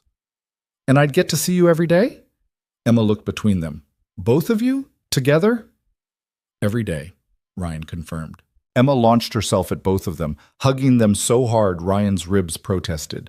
"Yes, yes, yes, yes. Can my room have the window that faces the observatory? The one where you can see the lights at night?" Avery laughed. "That room is yours." They spent the rest of the evening planning. Emma chattering about how she'd arrange her new room, where her rockets would go, whether she could paint stars on the ceiling. Ryan watched his daughter's excitement and felt the last piece of resistance dissolve. This was happening. They were becoming a family in the most unexpected, unconventional way possible. The move happened over the course of 2 weeks. Ryan didn't have much. His clothes, Emma's things, the few possessions that had survived years of downsizing and moving. Everything fit in Avery's car with room to spare, which said something about how little he'd accumulated and how much he'd lost. Emma adapted immediately, treating the penthouse like an adventure. She spent hours arranging her new room, hanging her drawings, setting up her models on shelves that had probably been designed for expensive books or art. Avery let her do whatever she wanted, didn't flinch when Emma asked if she could paint a solar system mural on one wall. "It's your room," Avery told her. "Make it yours." Ryan took longer to settle. He felt like an imposter in the sleek modern space with its floor-to-ceiling windows and kitchen appliances that probably cost more than his car. But slowly, he found his rhythm. Set up his workspace in the spare bedroom Avery had cleared for him. Started cooking dinner most nights because Avery worked late and someone needed to make sure Emma ate vegetables. Learned to navigate the building's doorman and the neighbors who were polite but clearly curious about the single father and his daughter moving in with their usually solitary CEO neighbor. 3 months after moving in, Ryan woke early on a Saturday to find Avery already awake, standing at the windows watching the sunrise over Chicago. "You okay?" he asked, moving to stand behind her, wrapping his arms around her waist. "I was just thinking about the night we met. In your car. In the rain." She leaned back against him. "I was so certain I could control everything, that it was just a transaction, a business arrangement that would end cleanly on Monday. And now? Now I live with you and your daughter. I spend my weekends building rocket models and watching space documentaries. I actually leave work at reasonable hours because I want to have dinner with my family." She turned in his arms to face him. "You destroyed every plan I had, Ryan Walker."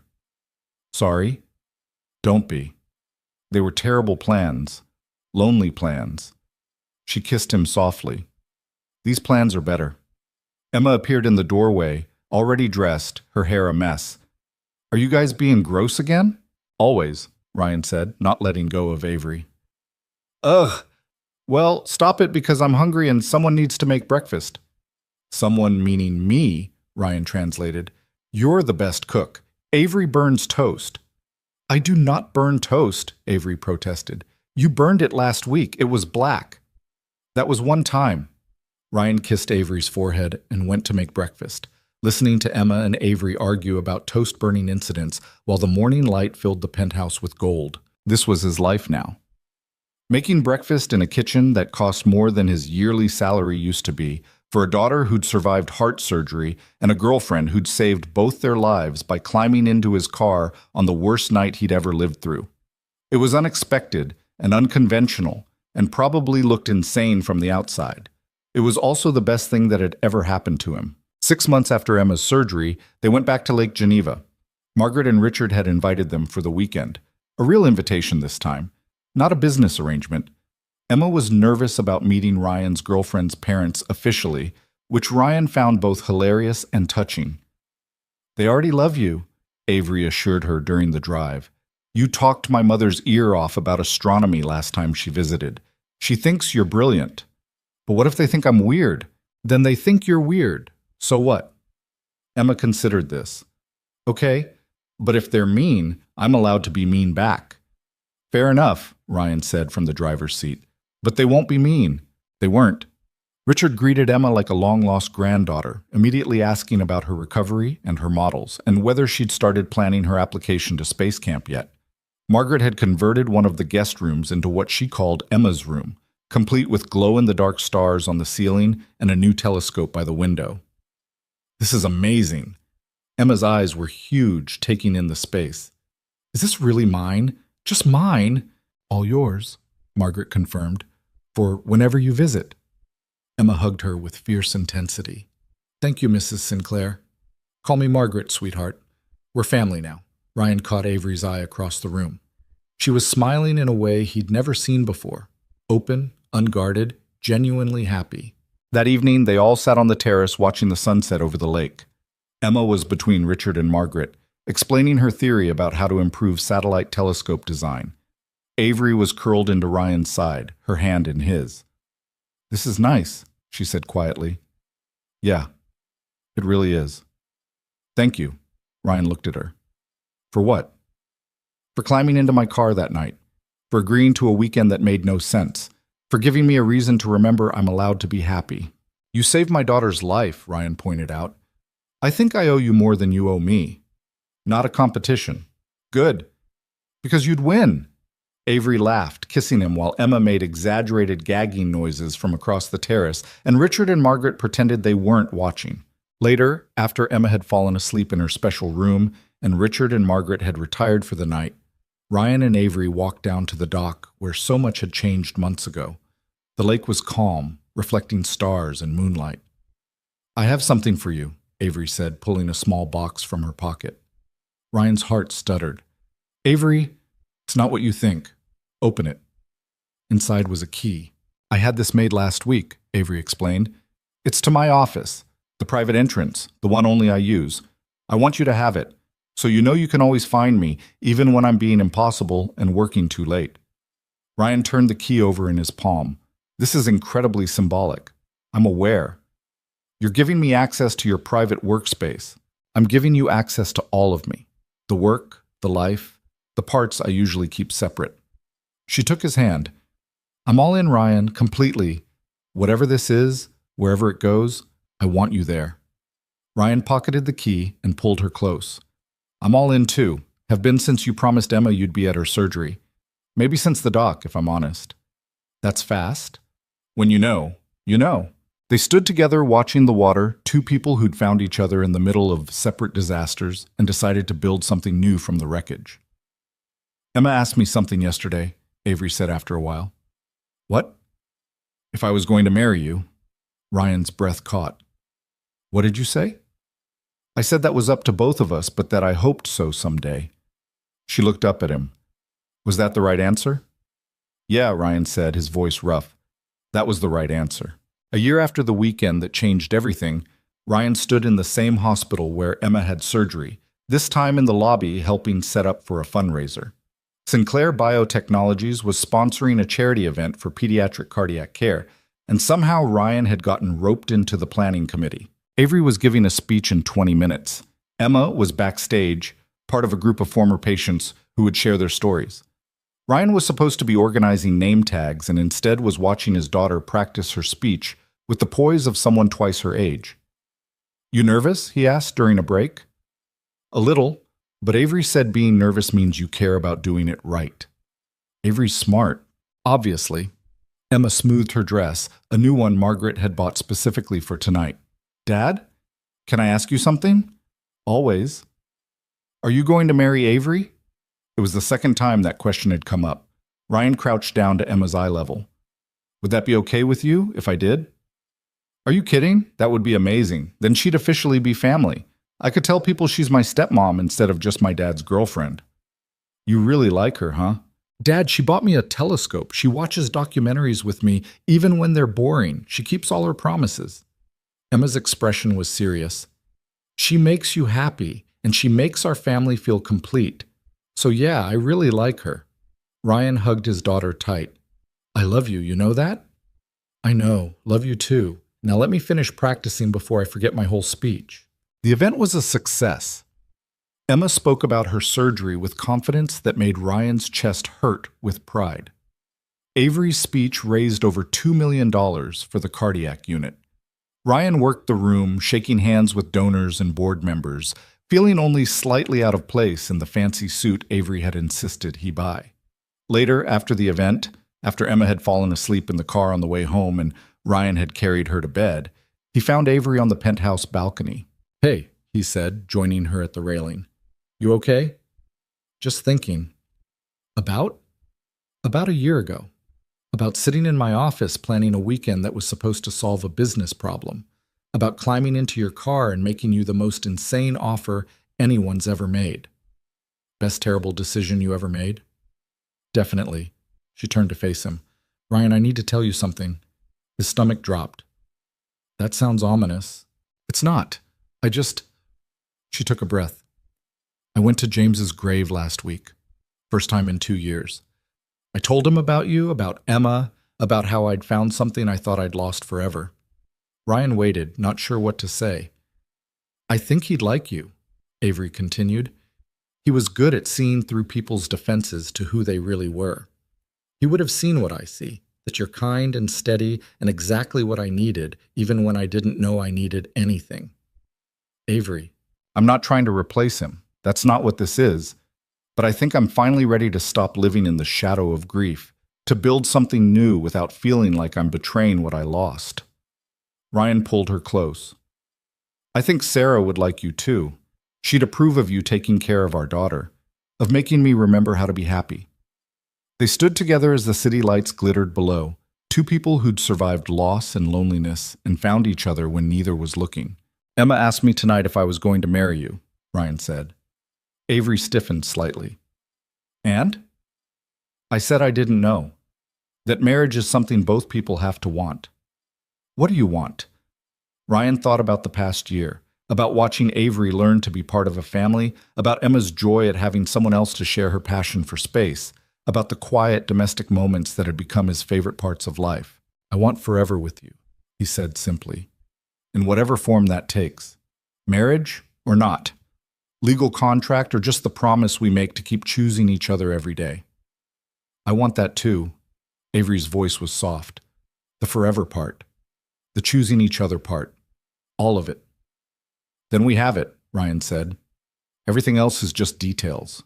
2 years after climbing into Ryan's car, Avery Sinclair stood in her parents' Lake Geneva garden, surrounded by people she loved, wearing a simple white dress and holding hands with a man who'd taught her that love was worth the risk. Emma was her maid of honor, wearing a dress covered in tiny embroidered stars and a grin that suggested she'd been right about this all along. Richard walked Avery down the makeshift aisle with tears in his eyes. Margaret sobbed through the entire ceremony. The vows were short.